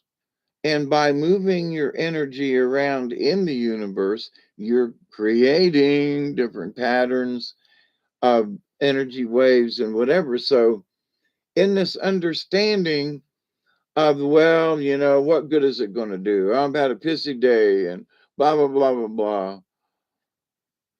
Yeah, Tai Chi. So, but the idea that so your motions, and it also helps you to stretch too, Alexander, the Tai Chi thing. And what my therapist, when I went the other day, they're all about stretching stuff. So it was interesting. This nice lady was like, well, if you do this, and she's got her hands on her hips, and do this on the stairs right here, um, it'll tighten your muscles right there. And I was doing it, and she goes, so how does it feel? And I said, I feel it in the back of my calves, and I feel it in my thighs, but I don't feel it where you say I'm supposed to. She kept going, well, try it like this. And I'm going, I'm sorry, I can do the exercise, but I don't feel no stretching in there. It's not tight, or the muscles, whatever it is. And I looked at her and I said, I'm pretty active for my age. I get in and out of kayaks when I can, when the river's up. I'm walking in the woods all the time. I'm laying brick and doing projects and landscaping, and I'm not just sitting in the chair all the time. Oh, well, we'll try it this way. And I go, sorry, but I can feel muscle stretching in other areas, but not where they were expected it. It was actually kind of comical. She goes, well, I don't understand why you can't feel it. I don't know how far down you want me to bend. Well, no, that's on the anyway. I do Tai Chi in a dance way, nice and slow, outside in the spring, summer, and fall, barefoot and shorts. Yeah, if you really want to get in touch with the energy of the earth, then find a place. How do I put this? Find a place in your yard. I mean, now some people just got a little square. Me, I got, 18 acres, but there's a place out here in the yard that, I can go over there and it's like, yeah, it just feels like a higher energy spot in the yard over there. And I've been going to the spot, for years. Sometimes I go out there and just lay on the ground. Sometimes it's just I'm standing. And so there have been many times over the years, and shame on me, I have somehow just slipped out of doing Tai Chi. Now, I would not ask anybody, like, ooh, they said, Hawkeye, teach me how to do. Nah. What I learned from watching a couple of different folks is that there are certain motions and certain understandings. So if you are breathed in, then you want to bring energy into you and up to you. And as you exhale, then you want to push it away from you. And there are different ways to do it. So there's different energies that you can stretch out. And as you change positions, you can take this energy and move it away from you and bring other energies into you. So it's this movement of energies around you and also your body movement and the stretching of your body. So, and if you are thinking in different ways of that, I'm stretching my arm out to the left, and my right arm is going down, and my legs are moving, and I'm stretching, and I can feel the energy run along my arms. If you're thinking all these things and can feel it, and you're moving, then there's a lot of good that it can do you. And it's amazing how the body can feel afterwards. But it's also your spirit that helps you connect to the universe in the moving of these molecules around you as you stretch. Yeah, you can do it with yoga too, but there's something about the Tai Chi thingy, because I realized that when she was showing me on Wednesday in my therapy session about these different stretchings, I'm like, well, but I do stuff like this, myself already, using a chair. And I got a little 5 pound weight that I use, and I sit in a chair and do leg lifts. And oh, really? You do this? Yeah. And when I'm laying in on the bed and I do the upside down bicycle thing. And, yeah, I'm exercising, maybe not as much as I really should be. I should do it every day. And sometimes I'm a little lazy, or sometimes I'm just too muddlehead, and by the end of the day, well, I forgot to do my damn exercises. Well, hell, and I end up going back to sleep. But even on those days, I'm still doing stretching. I'm still because I'm old and I have soreness. But in the stretching, though, if you stretch your mind along with the physical stretching of your body, then you get a 2 for 1. So Tai Chi, if you attempt it, try it, believe in it as you move your body through the air, that you are being better, that you are drawing in. You want, for me, if I'm breathing in and doing something, my thought pattern is, and sometimes I say it out loud, I'm breathing in good positive energy, and I'm bringing it in, and now I'm going to exhale any negatives in my system and push it out, you know. And so as I breathe in the next time, I'm breathing in good clean air, and I'm going to exhale any negatives and any impurities out of me. without going into any kind of special mantra or whatever. But if you that is your mantra, you're breathing in good energy and good molecules, and the thought pattern is just that. I'm breathing in good things, and it's going to do good things for my body, and I'm going to breathe out the negative things, whatever they may be, whatever the impurities are, bad thoughts, bad energies, bad, I'm going to breathe in the next time, and I'm going to continue this breathing process. And so you're creating a positive atmosphere around you, and you're expelling any negatives, whatever they may be. So in my previous times when I was under a lot of stress, I was, somebody at work had a fight with me, and it left some residue on me, and I don't want that icky to stick to me, right? I don't want that negative energy to still hang around. And certain people would put icky on you, and you'd go back to them, and no matter how positive I tried to be, there was the icky from the previous, you know, and they sort of still wanted to throw more icky on you, and so I would have to let me get rid of that ickiness that this person put on me the other day, because now I'm going to have to go have a meeting with them. We're going to have discussion, and I'm going to have to be I want to be honestly friendly and honestly engaging. I don't want to be fake about it and hear it in my voice, and we get into a verbal tussle again, and get more icky on me. So, but in the breathing of it, so part of my Tai Chi in for a particular day might be that there are levels of icky that I'm getting rid of from a previous engagement with someone. Well, but I'm not done yet. That's just one icky. I'm, had a long day yesterday and I'm tired. So there's the ickiness of being overly tired. And so in that, you're breathing out the bad energy of yesterday, and you're breathing in good energy to help you through this day.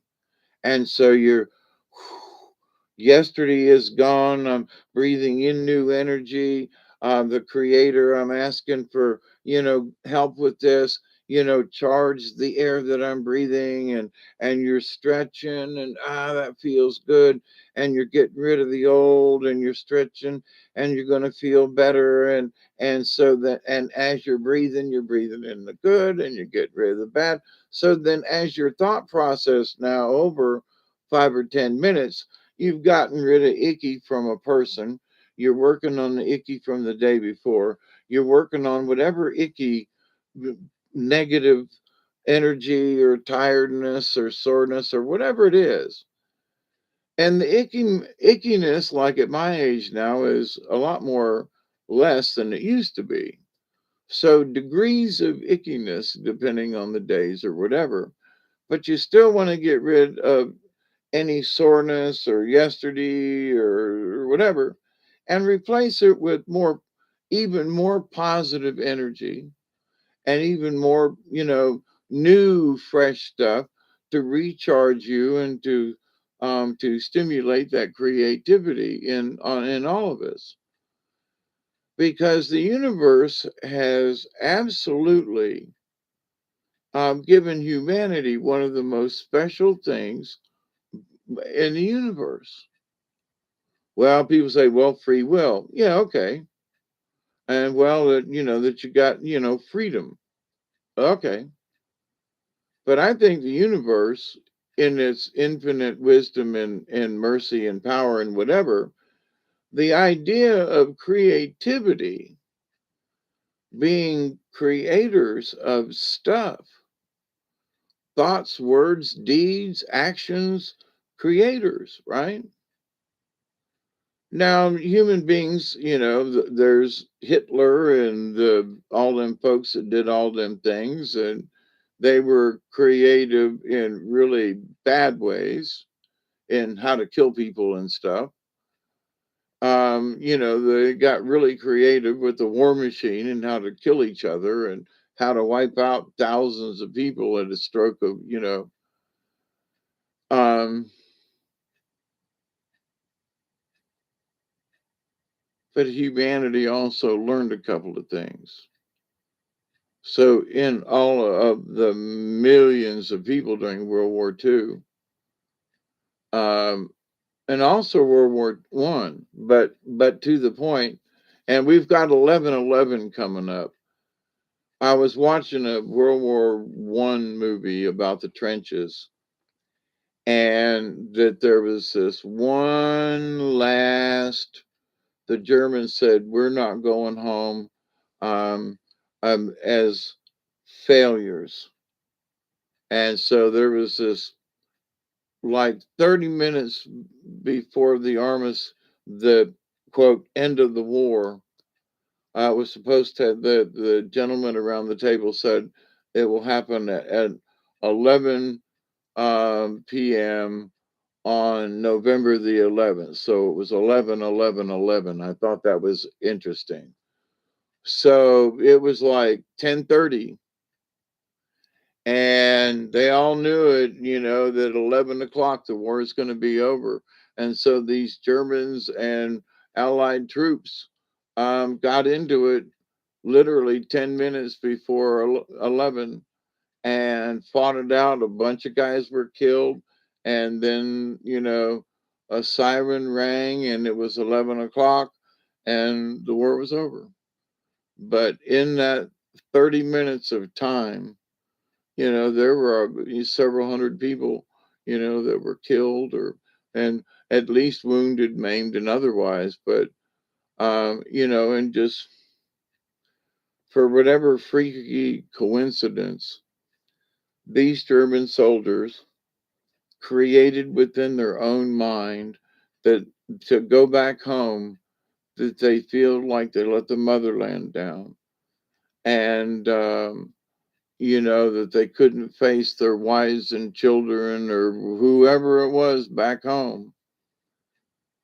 And they just couldn't live that way. And so that they were going to go out as heroes, They they were killed in the war versus going home in disgrace. And that's how they looked at it. So, but anyway, so here were those allies in the trenches going, man, they're making tea and they're getting ready and they go, the war is finally over.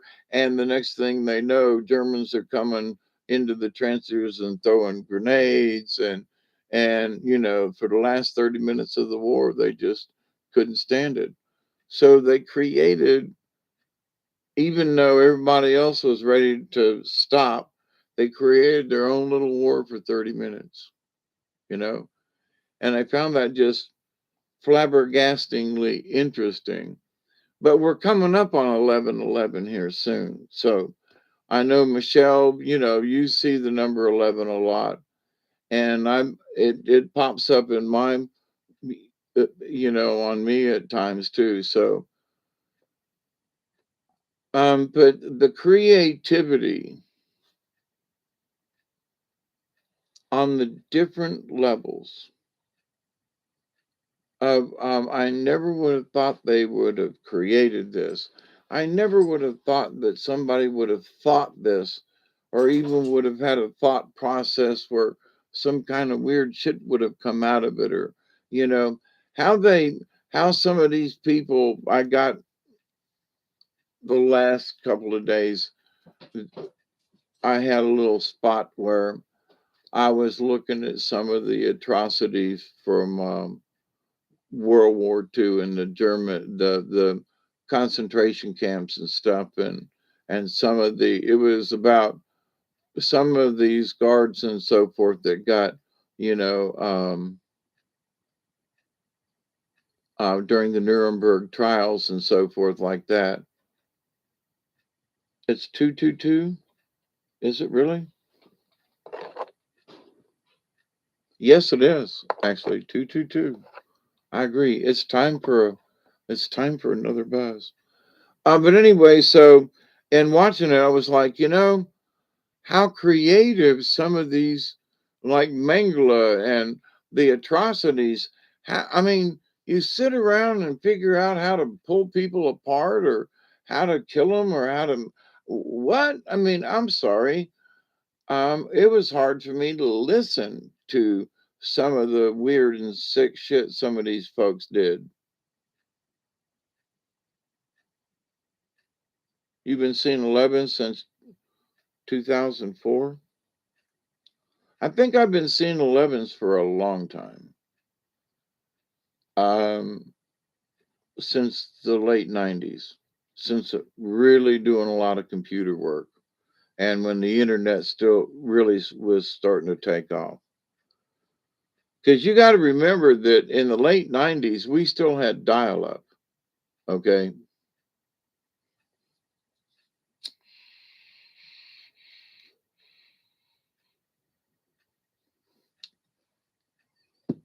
And that that's just been in the last 25 years. I mean, we had dial up.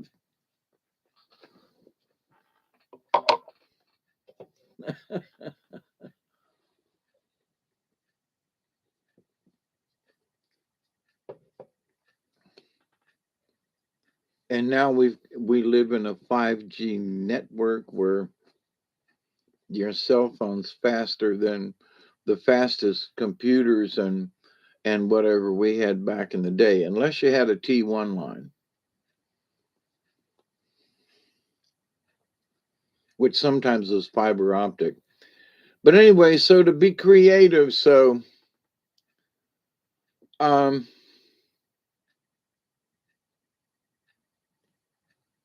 there are those crazy people like me who who want to create a better future for the for America, for my neighbors, for my family, for y'all, for the universe, for the planet. Um, so how do we do that? Well, we do it one thought at a time. So if we learn about that we are all creators, then tomorrow when you wake up, you say, I want to create a good day. Tomorrow's Saturday. Well, what do you want to do? I don't know. But if you create in your head ahead of time, that tomorrow's going to, no matter what tomorrow, whatever the God throws at me tomorrow, I'm going to deal with it, and I'm going to do my best to create a happy day. I'm going to do my best to create joy somehow in my life tomorrow. I have decided now, of course it's already tomorrow, that I'm going to create something joyful. Me and the dog's going to go outside and play. Something joyful will be in, I don't know what it is at the moment, because when I get up tomorrow, I'm going to create it. Because I'm going to wait till tomorrow when I wake up, but I'm going to make up my mind. See, so we can pre create creation. I'm planning on creating something tomorrow. What? I don't know. But it's, I'm gonna go clean up part of the shed and I'm gonna create a mess. I'm gonna create a bigger pile so I can light it on fire and get rid of some of this mess around my shed because I can't get to my tools, which is keeping me from being creative. Aha. So, we create I'm gonna create a good frame of mind tomorrow. I'm gonna, so if we will understand certain basics and if we will be humble enough to keep ego out of this, humble enough to be able to say, of course I am a creator. I'm not a god, but in my own little world, I am. And so for this god or goddess kind of thing, it's like, for me at my age and retired, nobody's telling me what to freaking do. When I get up tomorrow, I can do anything I want. Anything. I can do nothing, or I can go create, or I can go dig in the garden. First, I need a lot of fire and burn some of the stuff that's in the garden out so I can plant. But here's the thing. By lighting a fire, I'm destroying some stuff, but I'm creating um, the ashes from what I burn to turn it into the soil because what I'm burning is, weeds and limbs and stuff like that. So I can destroy something and burn it, but it's going to create ashes, which I will turn into the soil. So to create see, it's here I am. I'm creating better soil, nutrition, and so forth. But tomorrow, so it's up to me. I'm God of my own little place here. And I'm going to go put this trail cam up that Robert V, sent me in the mail. God bless you, Robert. But so I'm probably going to listen to a ball game or two, depending on what's going on.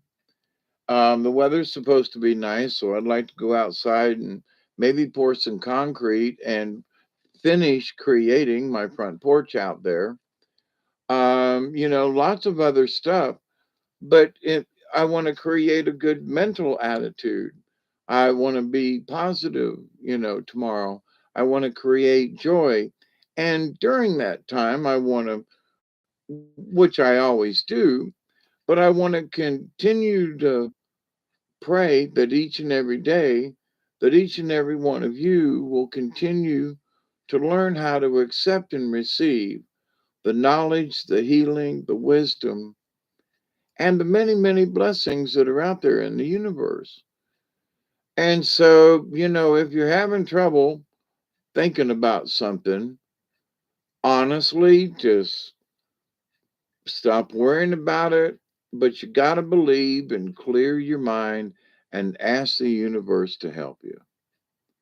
Whether you're, please, Jesus, help me, I got a problem, or if it's Allah you're asking, doesn't matter. If it's Buddha that you're putting in a quizzical question to, if it's Mother Mary or some saint or whatever it is, if you're just asking your spirit guides, or just it's an open question to the universe.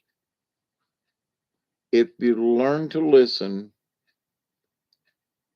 there's all kinds of stuff out there. All right. Now there are folks that go, "Oh yeah, but there's a bunch of negative shit out there too, and you can get yourself in trouble." And yeah, okay, but if you start creating your atmosphere and creating your mindset and creating your energy pattern within your head and your aura, so what you send out uh, is going to be a positive vibe, even though it's a question. It's a hey y'all, listen, I want to learn how to make a good pumpkin pie. Anybody got a recipe? You know, I wonder what would taste good, blah blah blah. So you send out this vibe. This is a tuning fork. Okay. So you tune and it's like do so you've got your tuning fork with a good smile on your face, question to the universe. And so that's not going to draw any negative energy towards you. So, with a little bit of joy in your heart, which sends out a loving vibration, right? Even though it may be a tough question to ask the universe, if it's done with a loving vibration, and if you've ever held a tuning fork and you know, so that you being a tuning fork to the universe. So if your tuning fork is negative and it's like or ooh, it's really bad off key, then that in the universe is not going to attract anything. It's not going to harmonize with anything. Okay. So you don't have to seek a particular frequency, but if joy in your heart and a smile on your face will create a loving frequency without having to, oh, am I getting this right or whatever? Just smile on your face and joy in your heart and and truth, honesty. I honestly want to connect with the universe. I honestly want to, want an answer. I honestly want to bring joy. I honestly want to send positive energy to the universe, not because somebody told me to or said it would probably be a good idea. When you make those choices, damn, I got a cramp. Going to be time to get up out of this chair and walk around a bit. But I just wanted to hang out with you all this evening, out this morning. Um, I was kind of sort of bored, and this, the the more that I look at the creativity thing, um, and just life in general, how many different layers there are in it. And the basic mantra should be for all of us, I can create my own situations. Okay, well, a storm comes and I didn't create it, but now I can't go out and do what I wanted to do. So now you have to be, quote, creative and say, well, I don't know what I was planning on going outside and plowing up that lower 40, but now it's raining outside. I got to figure out something else to do. So you get creative with the time that, and tomorrow when they turn the clocks, when y'all turn your clocks back, there's going to be an hour in there that disappears. So, it'd be interesting. How do you feel about that hour or whatever? Should we just all get really stoned and pretend that hour never existed? For me, I don't set my clocks back, so I don't have that issue. I'm not going to miss any time or whatever, or try to make up time.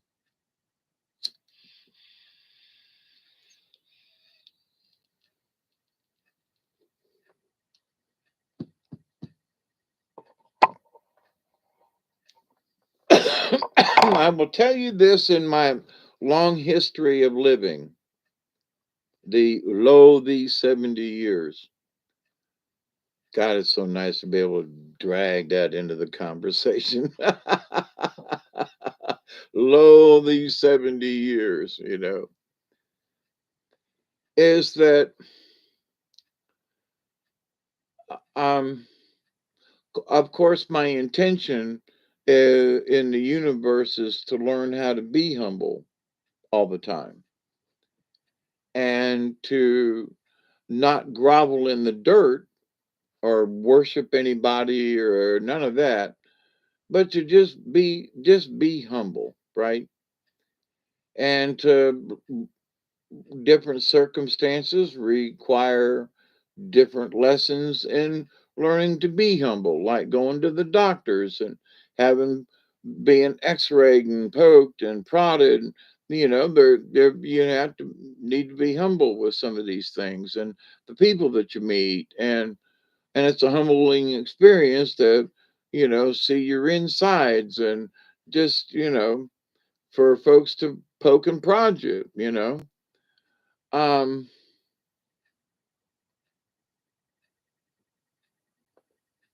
but the creative part of it is that remember that you're a creator. Always remember that. That's why I think a lot of folks are forgetting that, especially the older that you get. So, as an old person, now what do I create? Do I create a healthcare problem? No, I want to get healthy and fix what's wrong with me at the moment and get better and lead a stronger elderly life and in whatever ways I can help some folks and I don't know how or whatever. Maybe it's being here in the middle of the night having a chat with y'all. Um, and bringing up stuff like this. So if this is part of my job, I accept, like I've said before. So, but I do so humbly in that teach me how to do this to the universe. Now, I'm a shaman in training. Not every not everybody is in training. Some folks are just observing and learning along the way. For me, it's more important in that respect, but staying humble is like right up there with learning how to do stuff, getting clarity from the universe. And it's like, oh, look what I learned today. Yeah, but you got to be humble. That's why when my spirit guides give me a topic, it'll take me a couple of days of cogitating on the subject because I don't, ooh, look what I learned and see how much I know and y'all got to pay attention to this and this is really important. And no, I need to sit down and cogitate on this a little bit and let's have a conversation about all these different levels of being a creator and how we can affect our lives and how we can affect other people's lives. So, in wanting for me, my grandiose plans are to, save the universe or at least save this planet, or maybe at least some folks that I know, and maybe just the neighbors. But if I continue to positively send out good energy to the universe, if I humbly ask the universe to help me in this matter, then I can have conversations with y'all. We are getting stronger every single day. In a lot of ways, yeah, and at least my understanding of things. And the more I understand with certain things is like, you know, I've understood that I could create things, but when they popped this into my head the other day, the whole creativity creation thing morphed into it was almost like they took me to an akashic record, okay, and the record is sort of like a a wiki thingy, and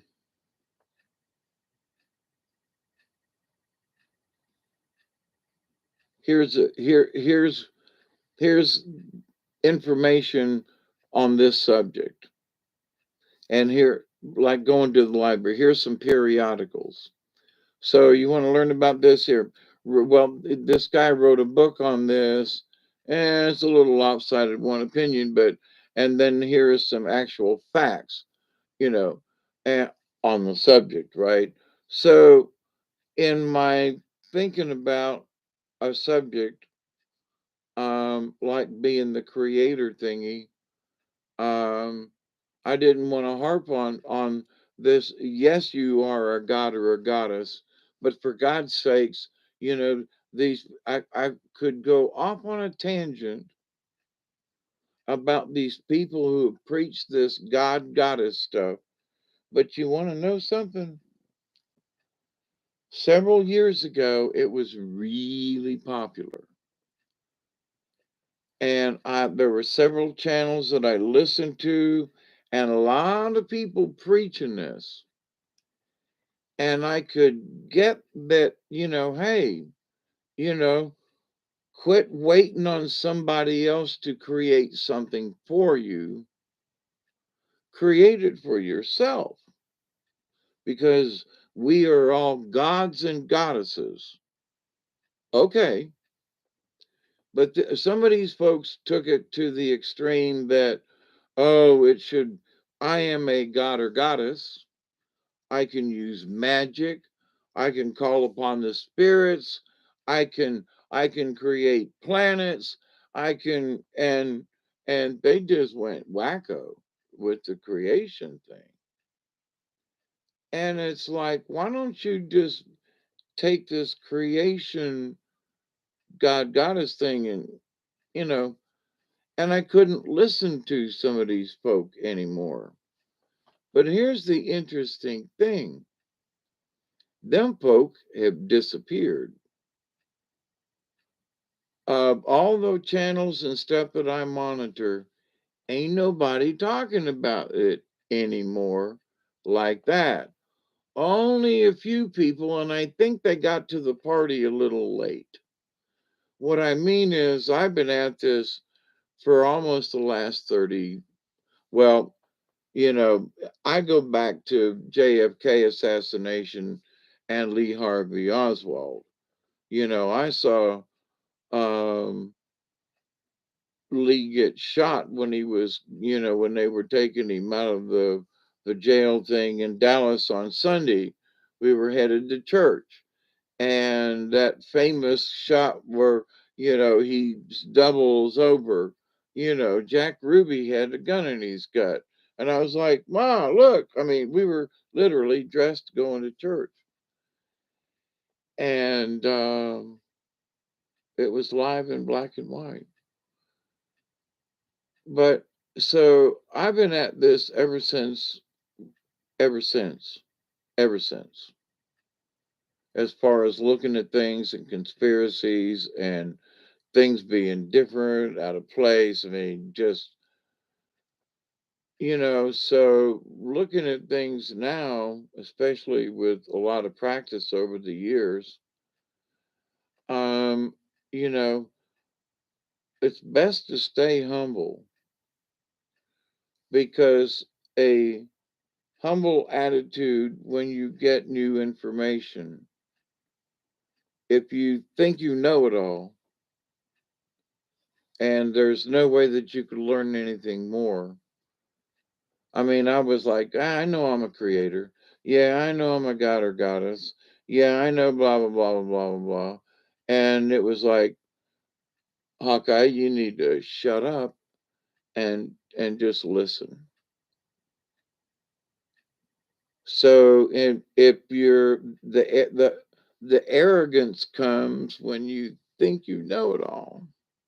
Well, I got this. I understand it. Do you really? Well, yeah.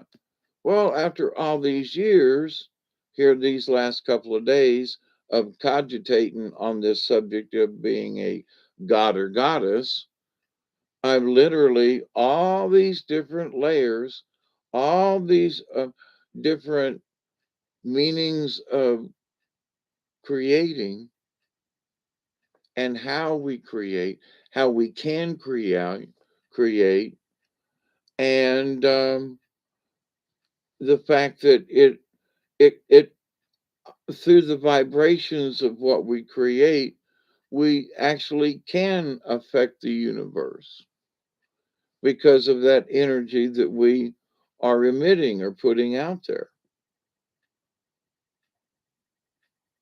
So I see it as as I continue to look at it and will continue to look at it because what do I want in life? I want to create a better future. I want to create better energy for people. I want to be able to, how do I do that? Well, I start with me and I start with y'all and I start with making sure that by my vibrations are, you know, are in sync or in harmony and is helping to create that positive energy and that positive force in the universe. And I don't need no stinking, another stuff, because I've learned that these simple acts make a difference. And when a bunch of us get together and we do this together, um, we can make huge impacts on the universe.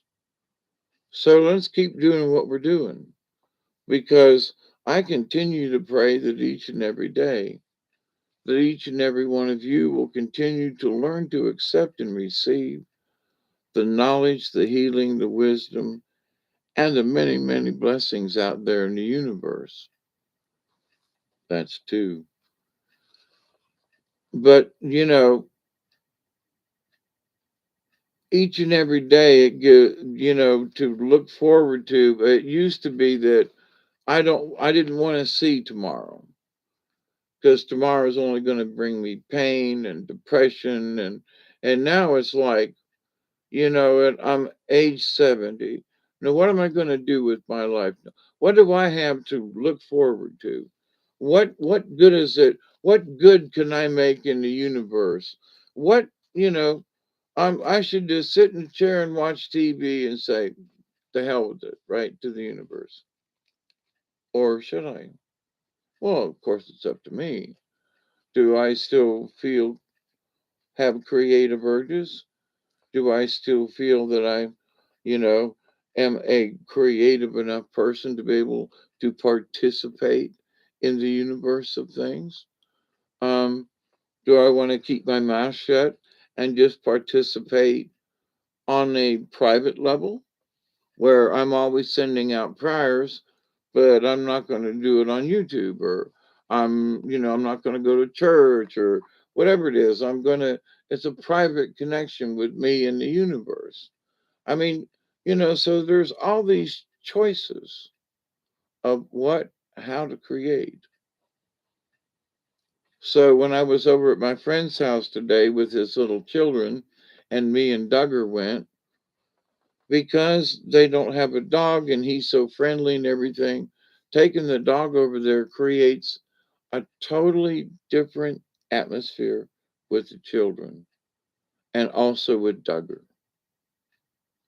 And so every time Duggar and I go outside to play, especially when we go and share with the children, by just being over there and letting him be outside, and they get to pet him, and he wags his tail, and poor little Micah, if he gets near Duggar and Duggar moves around and he squeals and backs up because Duggar's 3 times as big as he is.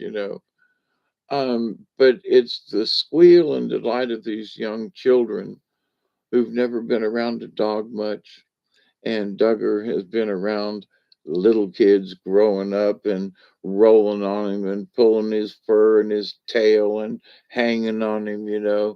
And so he doesn't get that with me, even though I will wrestle with him at least once a day, and we'll do a little huggy thing and rah, rah, rah.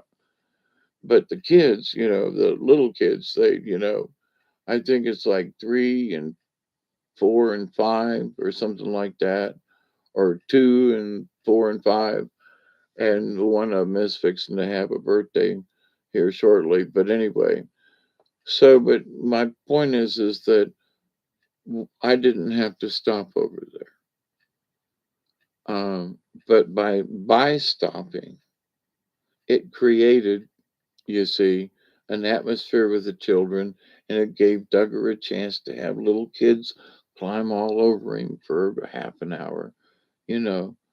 So the choices that we make, those simple choices, and watching Duggar with the kids and the kids with Duggar, it brought joy to his parents, to their parents.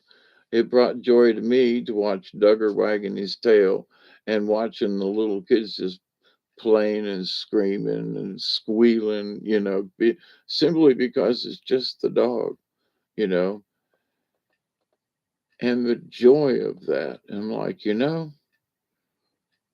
I could have drove on by, could have just passed it by, but Spirit, here you go. Spirit said, hey, let's go create a little bit of joy in these little kids' life. Let's go. And for my dog too, for my four-legged. Come on, Duggar, let's go play with the kids for a little bit. Let's go by and visit with them a little bit. And so, joy in the universe. So there's three little kids that are squealing. Mom and Daddy got smiles on their face.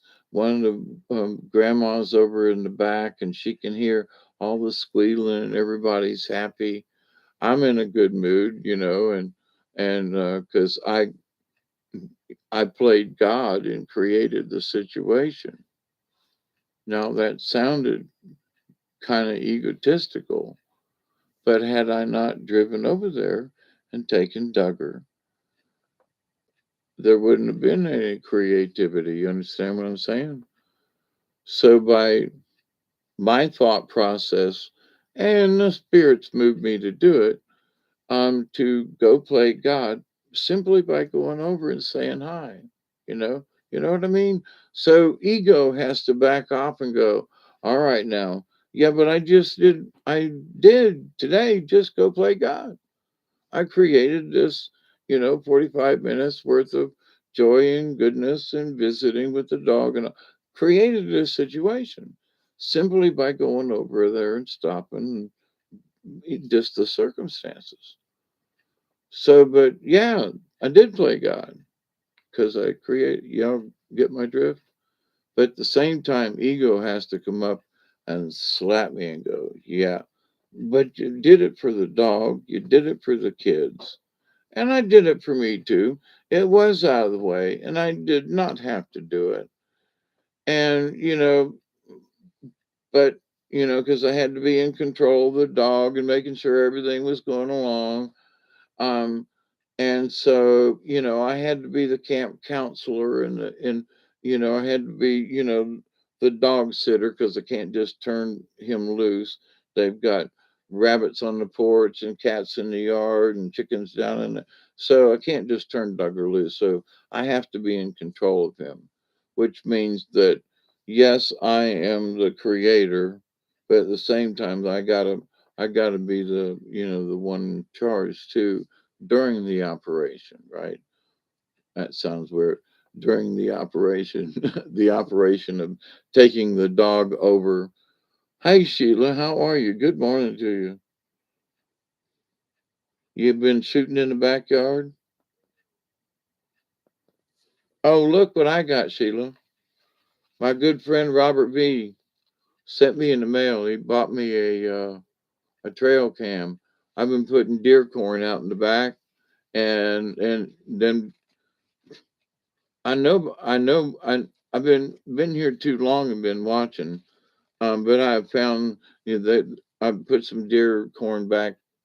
Um, well, I showed you all a ways last year, one of the spots where they're coming along the ridge down there. But anyway, I've been putting I've been putting corn out there, and it looks like somebody went down there with a vacuum cleaner and sucked that corn right up out off the ground. But now, anyway, when I was talking about it, um, he decided to buy me this trail cam, and I'm going to go down tomorrow and hook it up and put some more corn out.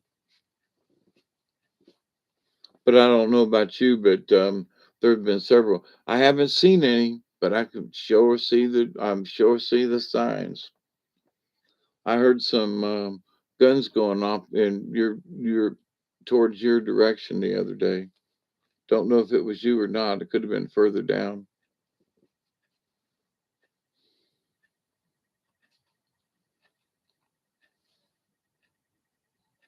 But yeah, so thinking about being creative, you know, being the God figure that was you back there. Did you get one? Or are you just practicing? Of course, every time you shoot, you're still practicing. You did, huh?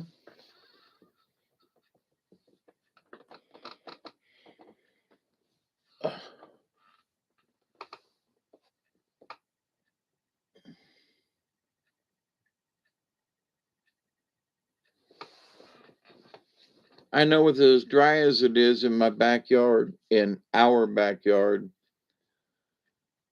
I was just putting out deer corn and then ended up putting the bucket down and going further back. A big Halloween doe. There you go.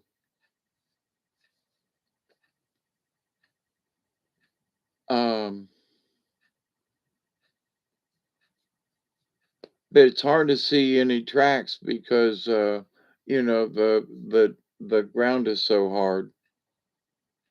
But I went down on the river and there are several places because it's sandier that you can see, but there's deer that have went right through the right crossed right through the river in a couple places, and Duggar's running.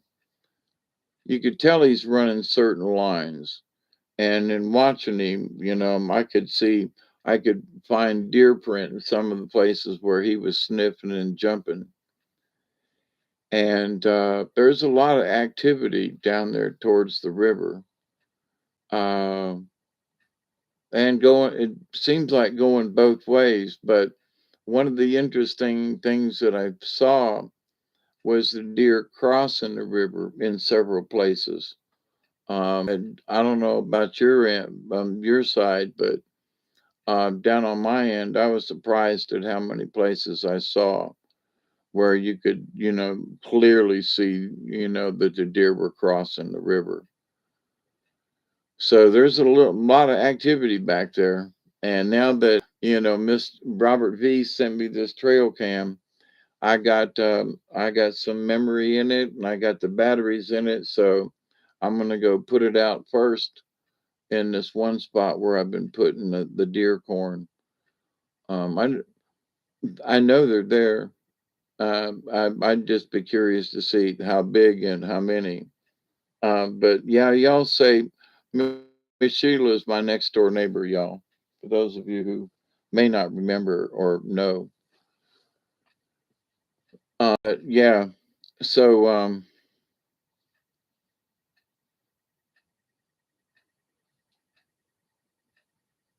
over the years, with all the 40 years that I've been here, it's I don't hunt. I don't have a big gun. But I love to watch their pattern. I love to watch nature. I love to see what's going up and down the river. Living here the way we do, just seeing critters in the neighborhood kind of thing. It's just it's just a joy to me. That's all there is to it. Other folks, they don't get the same kick that we do about watching critters on the river go by.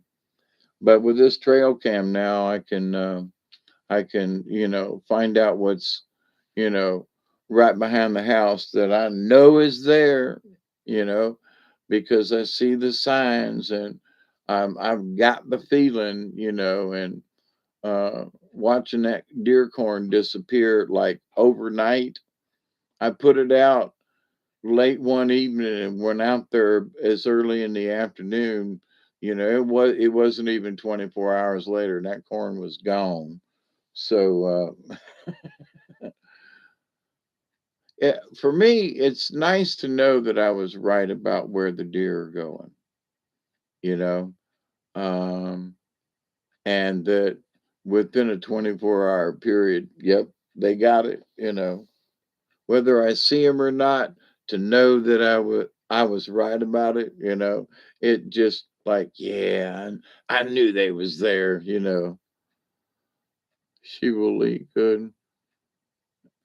Let me go get them back there. I fed you around, feed a hundred pounds a week. Is that what you're feeding them back there? Oh shit, I'm I got one bag and I just been spreading it. But it's been more of an experiment for me. And when I found out that I got a little bit more money in the bank, next time I'm at the at Tractor Supply, I'm gonna I'm going to get another bag or two of feed. When I checked my bank account, um, I've been doing real well with saving money just by not spending money, you know, and staying at the house. And as much as I want to go on the river, the river's a dead gum low. It's barely flowing, and nobody will go with me on the other places, So, but anyway, um, but walking back to the river in the backyard and walking through the woods and watching the patterns of the deer, especially this time of year, it I don't know. After 40 years, I'm still not bored.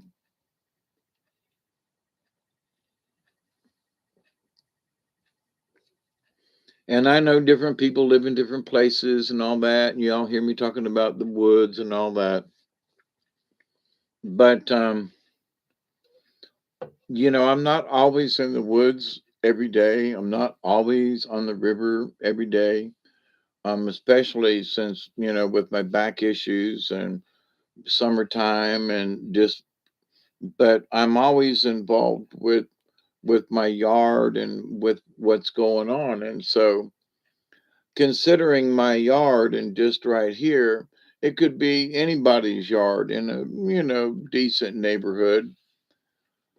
Um, now I got a yard out bang. I mean, yeah, but to the point about um, watching the birds come in, and like I went out to check my bird seed, and the last time I filled my little bird feeder out there, it's still full. And I was like, what? So the birds are already starting to migrate. There's different changes. So just around my house, I can watch the changes of nature and the things that come and go, and watching the sky, birds overhead, just stuff. So it ain't just going in the woods all the time or going down on the river. But when you include it all, the big nature picture kind of thing, so you can look out your window, and like my mom before she passed away up in Ohio, in a wheelchair and not much to do, but outside her window were some chipmunks and squirrels and the birds that would come down. And so they would put a feeder out, and then she would sit and watch, and the different things that they did, and how the squirrels interacted with the chipmunks. And so and what about that? Watching nature creates patterns within us. Interacting with nature creates different energy patterns with us. See, this word create goes on so many different levels. So we're just taking a walk. But, um, Miss Michelle, she sends me pictures of some of the things she sees on her walks. And so on a simple walk, you interact with whatever's going on. And so for every time you go take a walk, you decide which street you might go down, or which path I might take in the backyard. Uh, yeah, we got some beautiful backyards. Wait, we're so over hundreds of acres here in the past year or two. Many hundreds of acres, all built empty warehouses with hopes of tenants. One place was actually called a 100-acre field that would grow grains or sunflowers. Now it's concrete. Oh, that sucks. Deer in people's front yards now. Yeah, I've had deer in my front yard too, and Miss Sheila, she lives a little deeper into the quote woods than I do. Um, but yeah, around here, the deer, they just, they don't know no better. They just walk around. Um, but where was I headed with that one? with paying attention to nature. A lot of people are finding out, I mean, even some of the churches, it's like go outside and be close to, if you're close to nature, you're close to God. Oh, okay. Um, and I would agree with that. But the thing is that God's all around us, whether inside or outside. But in thinking about my mom well, before she passed away, and she was so limited in her capacity with what she could do, just participating, even though her son, my brother, would go out and feed the critters outside the window. She participated by watching and tapping on the window, and so the squirrels and the birds, and it gave her great joy in literally her later days. And um, I can appreciate that. But I've appreciated walking down in the woods, and a larger piece of that, but that she got such joy just looking out the window because that's the best she could participate. And she wasn't much older than I am now, because she's been passed away quite a few years now, and she was 16 when she had me. So, you know, 10 years ago, I'm getting close to how old she was when she passed away. So, but anyway, but the idea that her interaction, and in talking with my brothers and sisters about how it lifted her spirits, because she was in a wheelchair and couldn't interact the way she wanted to, but how watching the squirrels and everything, how it affected her energy, and how she smiled and would giggle, and ooh, look at that, oh, see that chipmunk, and and and you say, well, so what? Well, because it brought her joy. It They critters outside created for her joy. And by my brothers creating her a little picture window and putting the feeder outside and everything, they created, godlike, this little ecosystem right in front of where she could sit and watch and participate in her own way with nature. And that created a good environment for her. That she sat by the window, but by sitting by the window and by participating, she created a better atmosphere for her old sick self. I mean, literally, with diabetes and this and that, being stuck in a wheelchair, and and all different kinds of ailments that you know.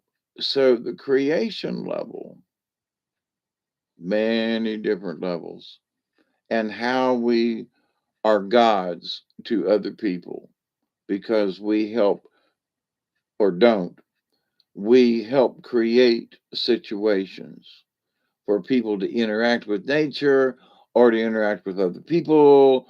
Or so when we just extend ourselves in whatever way that is, we are playing God.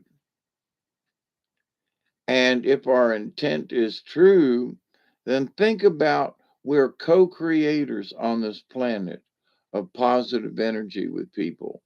Now, coming up here in a couple of weeks is Thanksgiving. So, how many people are going to invite others to come over and eat? Or is the Thanksgiving meal and the dinner just going to be a bunch of arguments and hassles and people being pissed off? Like, I know some people who are already arguing. Well, we had dinner at your place last year. When you going to come to my house and have dinner? And those folks are going, well, we're getting older and we really don't want to go anywhere. We just want to stay home and have Thanksgiving, but because we're your parents and grandmom and pop, you all should come to our house. Well, no, damn it. You said last year that you'd come to my house, and now it's next year and y'all ain't gonna come. Well, the arguments are already starting about who's gonna go where for Thanksgiving dinner. And I'm like, what? Can you not compromise? Now, to the folks who always get their way, I want to tell them quit playing God with your children and grandchildren and making them come to your house every time when you should allow them to, uh, provide the house and the trimmings and the meal, and and you go to their house. Create a better atmosphere with friends and neighbors and family. No, they got to argue about it some more. So we are co-creators of good energy, bad energy. So with the holidays and everything coming up, just going to be curious. I'm always watching and observing to just see how things turn out with some of these folks. Like, are you really going to argue about that again this year?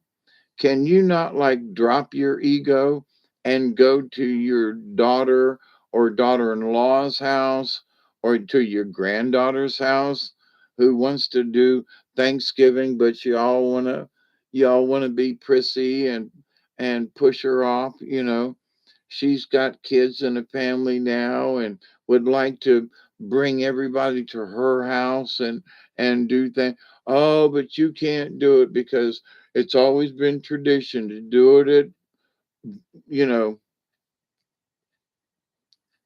your godlike powers, you know, can go a long way by helping somebody else out. And it doesn't mean you have to do it with your stuff every time.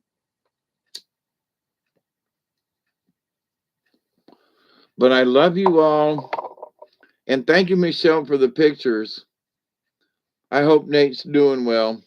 I'm always sending prayers out to all y'all. And so I want to tell you that I continue. Now, this actually is my third prayer over the last hour. That I really do continue to pray that each and every day, that each and every one of you and your friends, your family, all of your relatives, and all of your relations will continue to learn how to accept and receive the knowledge, the healing, the wisdom, and the many blessings in the universe. And if you're not feeling very creative, the universe is full of stuff. Just allow your energy and allow yourself with a deep breath and a clear mind without any expectations and just see what comes around. I'm telling you, there are too many times I've been stumped, stuck, and otherwise, oh, geez, what am I going to do? And, like, for example, when I was doing puppet shows, somebody needed they wanted me to have a story about stealing or something, and that, or whatever the subject matter might be.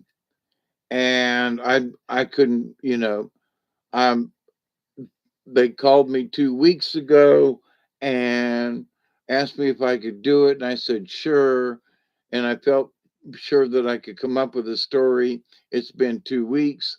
Tomorrow I'm gonna, now I'm making this up, but this has happened to me. But tomorrow is the puppet show and I don't have a story. I promised them that I would have a story about this, and literally on the way to do the performance, I created the story on the way. and wrote notes down. Pulled over to the side of the road and wrote notes down and rehearsed it in my truck while I'm driving to the location. And the story turned out well. People liked it. I got paid or whatever. And but you talk about having some close ones. There were some where somebody called me on the phone and say, "Look, I need a story about such and such." And in 20 minutes, I had a storyline. I was writing notes down, and and it was and it might be 2 months away before I had to perform it.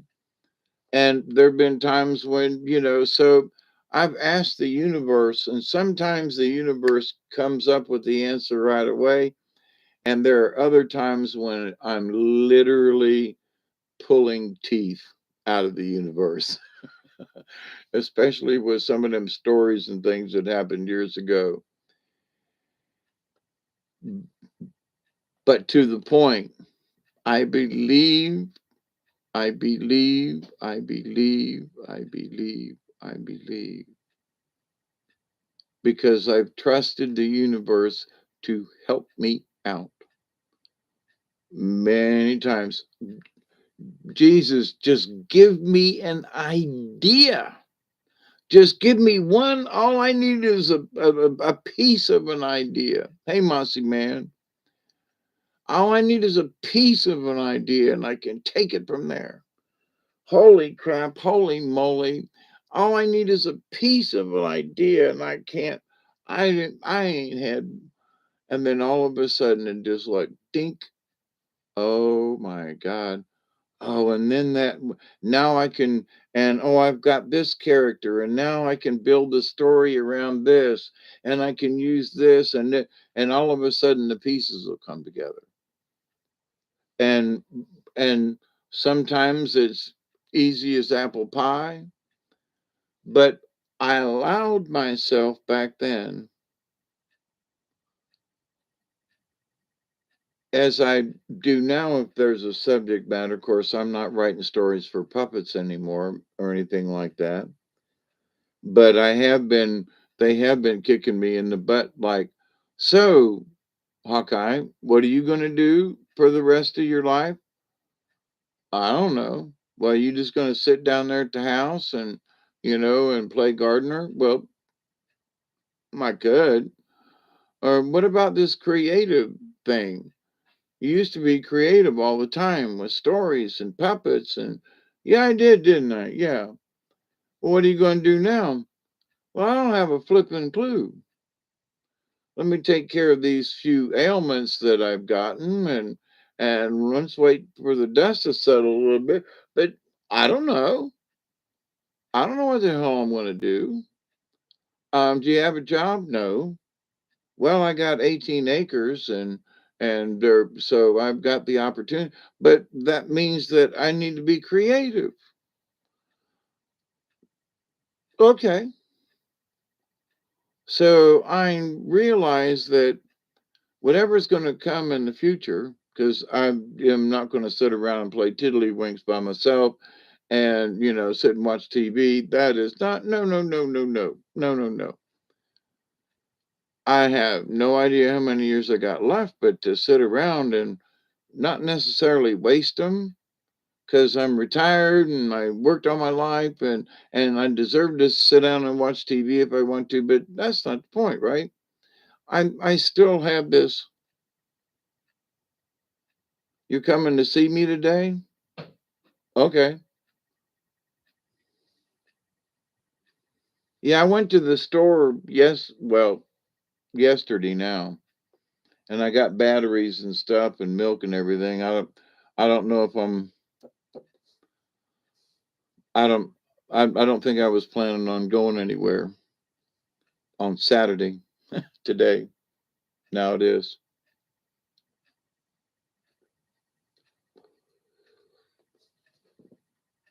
Oh my God, it's 3:20. It's 4:20. It's a real 4:20. Oh my God. And I got to refill. That's all there is to it. I know it's early in the morning. Yeah, the church bell ring. And you're talking to the captain. Yeah, the same old thing. Yonder come Miss Rosie, a piece of paper in her hand. She come to see the captain. She come to loosen her man. But a midnight special shining down on me. Let the midnight special shine a ever loving light on me. Yeah, gets up in the morning, do the same old thing. Gonna talk to the captain, gonna loosen her man. Oh, the midnight special, shine his light on me. Let the midnight special shine his ever loving light on me. And you too, y'all.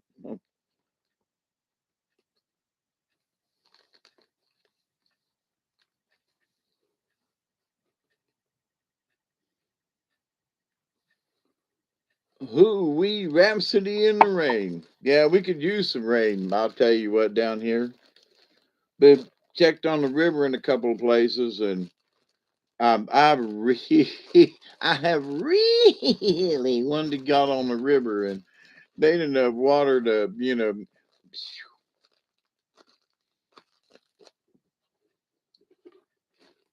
So I know the Mississippi River should be running some dry, and it's that time of year. There's still some cotton in the fields around here, but a lot of the peanuts are up. A lot of hay in the fields rolled up, which is good. Farmers have had what looks like a pretty good season this year. It looks better than they have in the last couple of years. So God bless them all for that, and I'm glad that the Creator is, you know, help provide weather that would help the peanut farmer and the cotton farmer too. We take a walk. Set up your camera.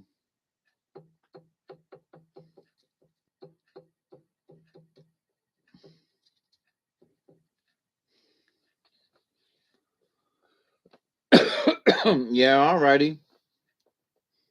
Hey, Esty, how are you? Well, I knew I was hanging out for a little while longer. I know there's all you folks that hang out in the middle of the night, and I haven't been here in a while, and I've been threatening to, to like stay up all night and just hang out kind of thing. Um, but I swear to goodness, all these medicines I've been taking have just have gotten me so muddle headed, and it's and I don't want to be this way. I kind of want to be like I was before my heart attack thing. But um, so I know everybody wrestles with things on a daily basis.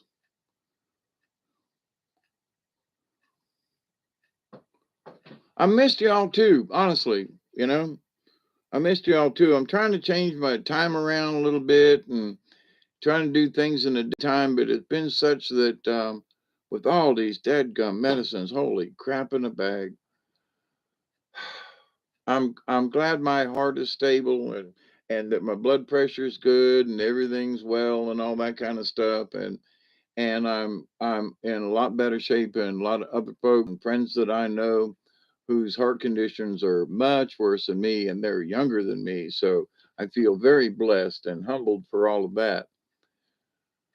But and it has really caused me to just change my thinking and like, so Dave, at 70, you've had a heart attack now, and you've just turned 70, by the way, and we've lost a lot of good.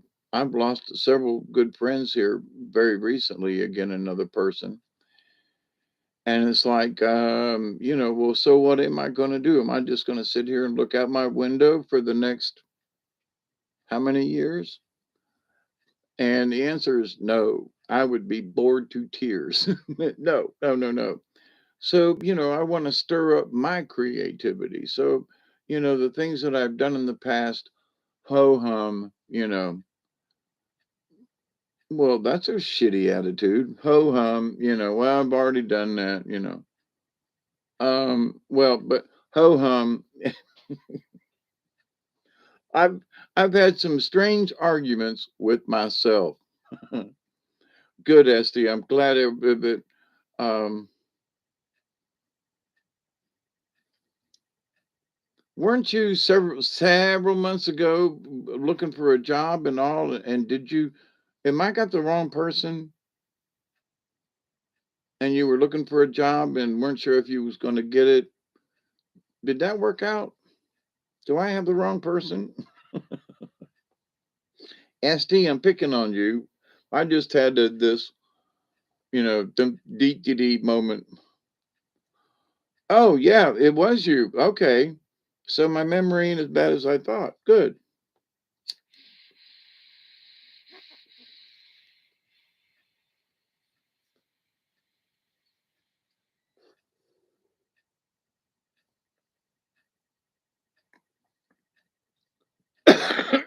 Oh, that tastes good. Yum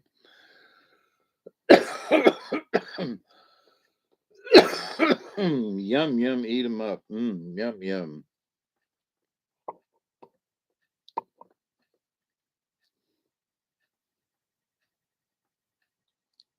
I found one, but so many shifts in the night. It's okay. I'm fine and doing good. Cool beans. There in my lifetime, there's been so many times where I just working at a casino. Oh, that'd be interesting. Um,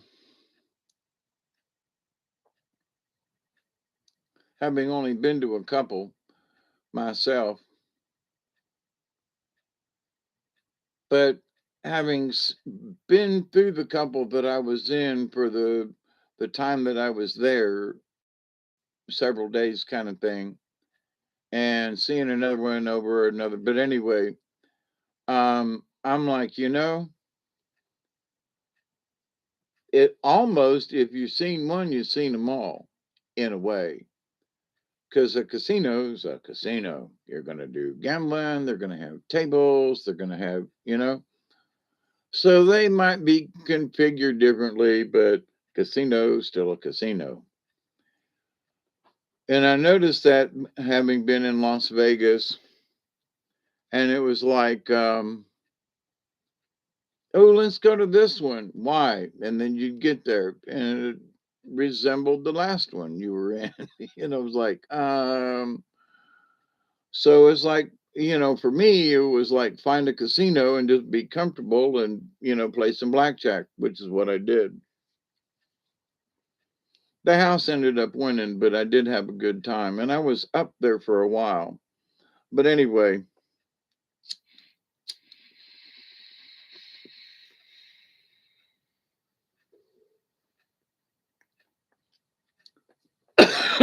having worked, woo wee, yum yum. Having worked a lot of night shifts in my lifetime, one of the reasons why I'm up late at night now is because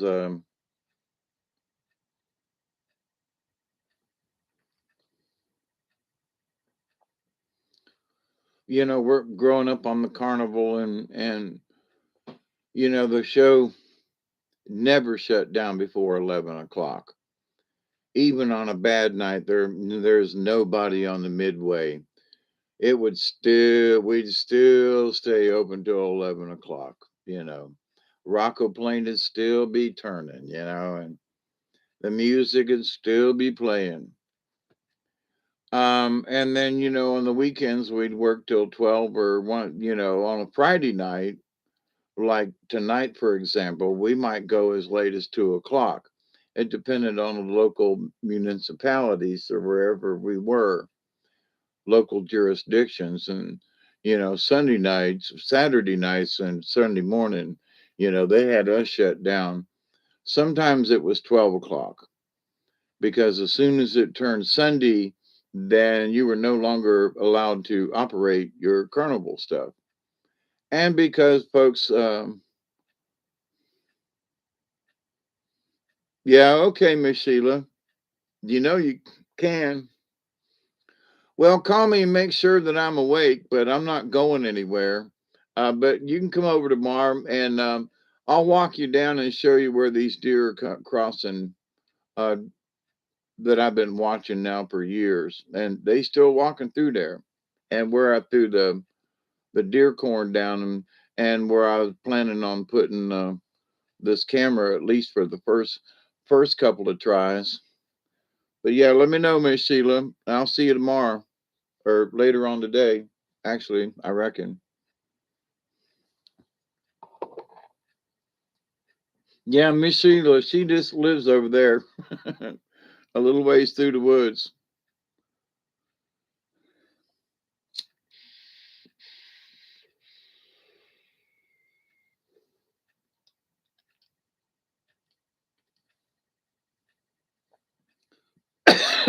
She's a big hunter lady. I know where they are. I know how to hide. I but I'm not the hunter person. She is. God bless her.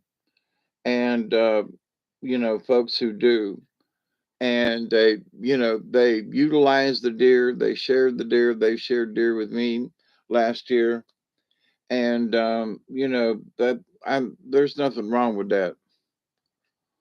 These folks who now for I know I'm always talking about this place, but um and when I bought this place, I looked at the whole area. Now I was going to buy it regardless. But when I looked at the area, right across my Miss Sheila's neighbor on that side, there's like 250, 300 acres or plus of land that goes up the river. And them folks are never there. They sold off a bunch of the trees off the property this last year or so. And but north of that is another big plantation. On the other side of the river are farmers who the smallest piece of property, acreage is like 500 acres. The property next to us is 25 acres. The one on the other side of that is, there's he owns a large farm of several hundred acres. And beyond that, there's a plantation of like 500 or 600 acres. Okay, that's a good time. Okay, Sheila. And then on the other side of the river, there's the church, and they've got some land, and then but there's another plantation, and then adjacent it is another plantation. So we're surrounded by large plantations with few people. So we don't have to own it, but we share the area. So they've got about 20 acres. I've got 19-ish. Neighbor over here, 25. So just the three of us in this small area, we've got 40 acres, but 50, 60 acres, right? And the deer cross it and so forth. And that ain't counting the other side of the river.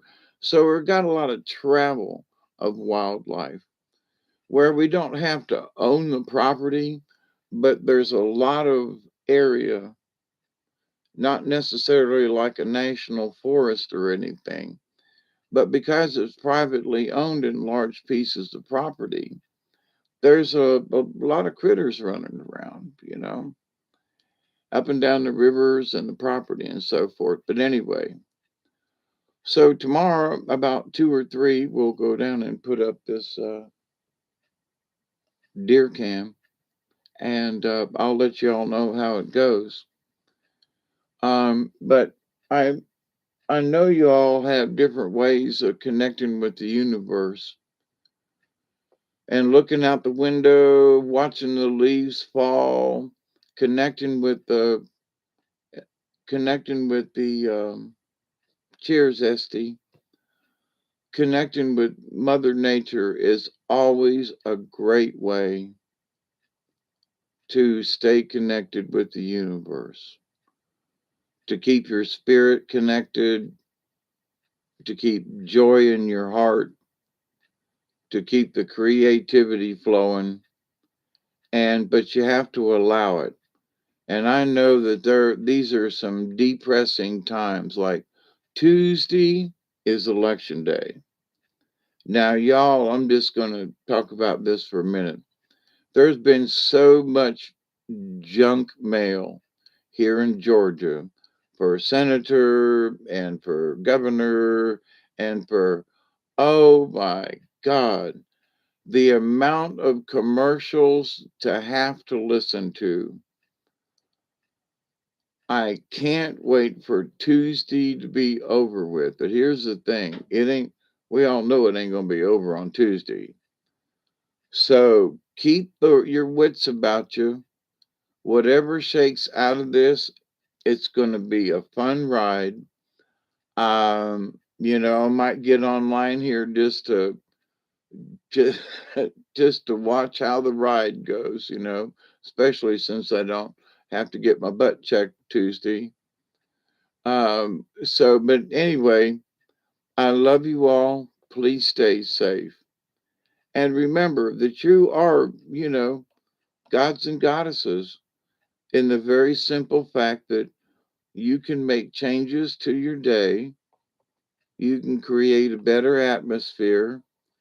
You can change the radio station and change your mood. You can create a really good supper. You can create an atmosphere with family or whatever. There's all different types of ways to be creative that can be positive in this universe. And it's really simple. Accept and receive the knowledge, the healing, the wisdom, and the many blessings from the universe. Believe, believe, believe, believe, believe. After all the years of trusting in the universe, of having, look, guys, I need a solution to a problem, and then, release any tension and allow it to come around. Yeah. And right now, even though the river's low, Sheila, it's so pretty down there. It really is. Especially a couple of places. It's just so nice down there. I absolutely agree. And there's some places on your stretch of the river too that where there's that one spot where there's a tree sitting and the river comes down and around and then back down. That is so pretty down there. Oh my goodness gracious. But anyway, so I'm gonna get off of here, and I got a butt ache and I gotta go pee, and um, and I got my nighttime medicine I gotta take, and go let Duggar out before we take a nap for a while. So anyway, I love you all. Please be safe, and we will talk soon. And 3 hours and 18 minutes. And until next time, I say cheers, everybody. TTFN, ta ta for now, my good friends. And Ween, I'm going to do a show called The Power of Ween. So, Chloe, thanks for hanging out. And Miss Sheila, you take care as well. And I'll see you in a little while. And all y'all that might be hanging out in the background, and Miss Michelle, if you're still here, God bless you. I hope Nate stays and everything works out. And we will talk at y'all soon. Be safe. Until next time. Ween. Thank you, Bob.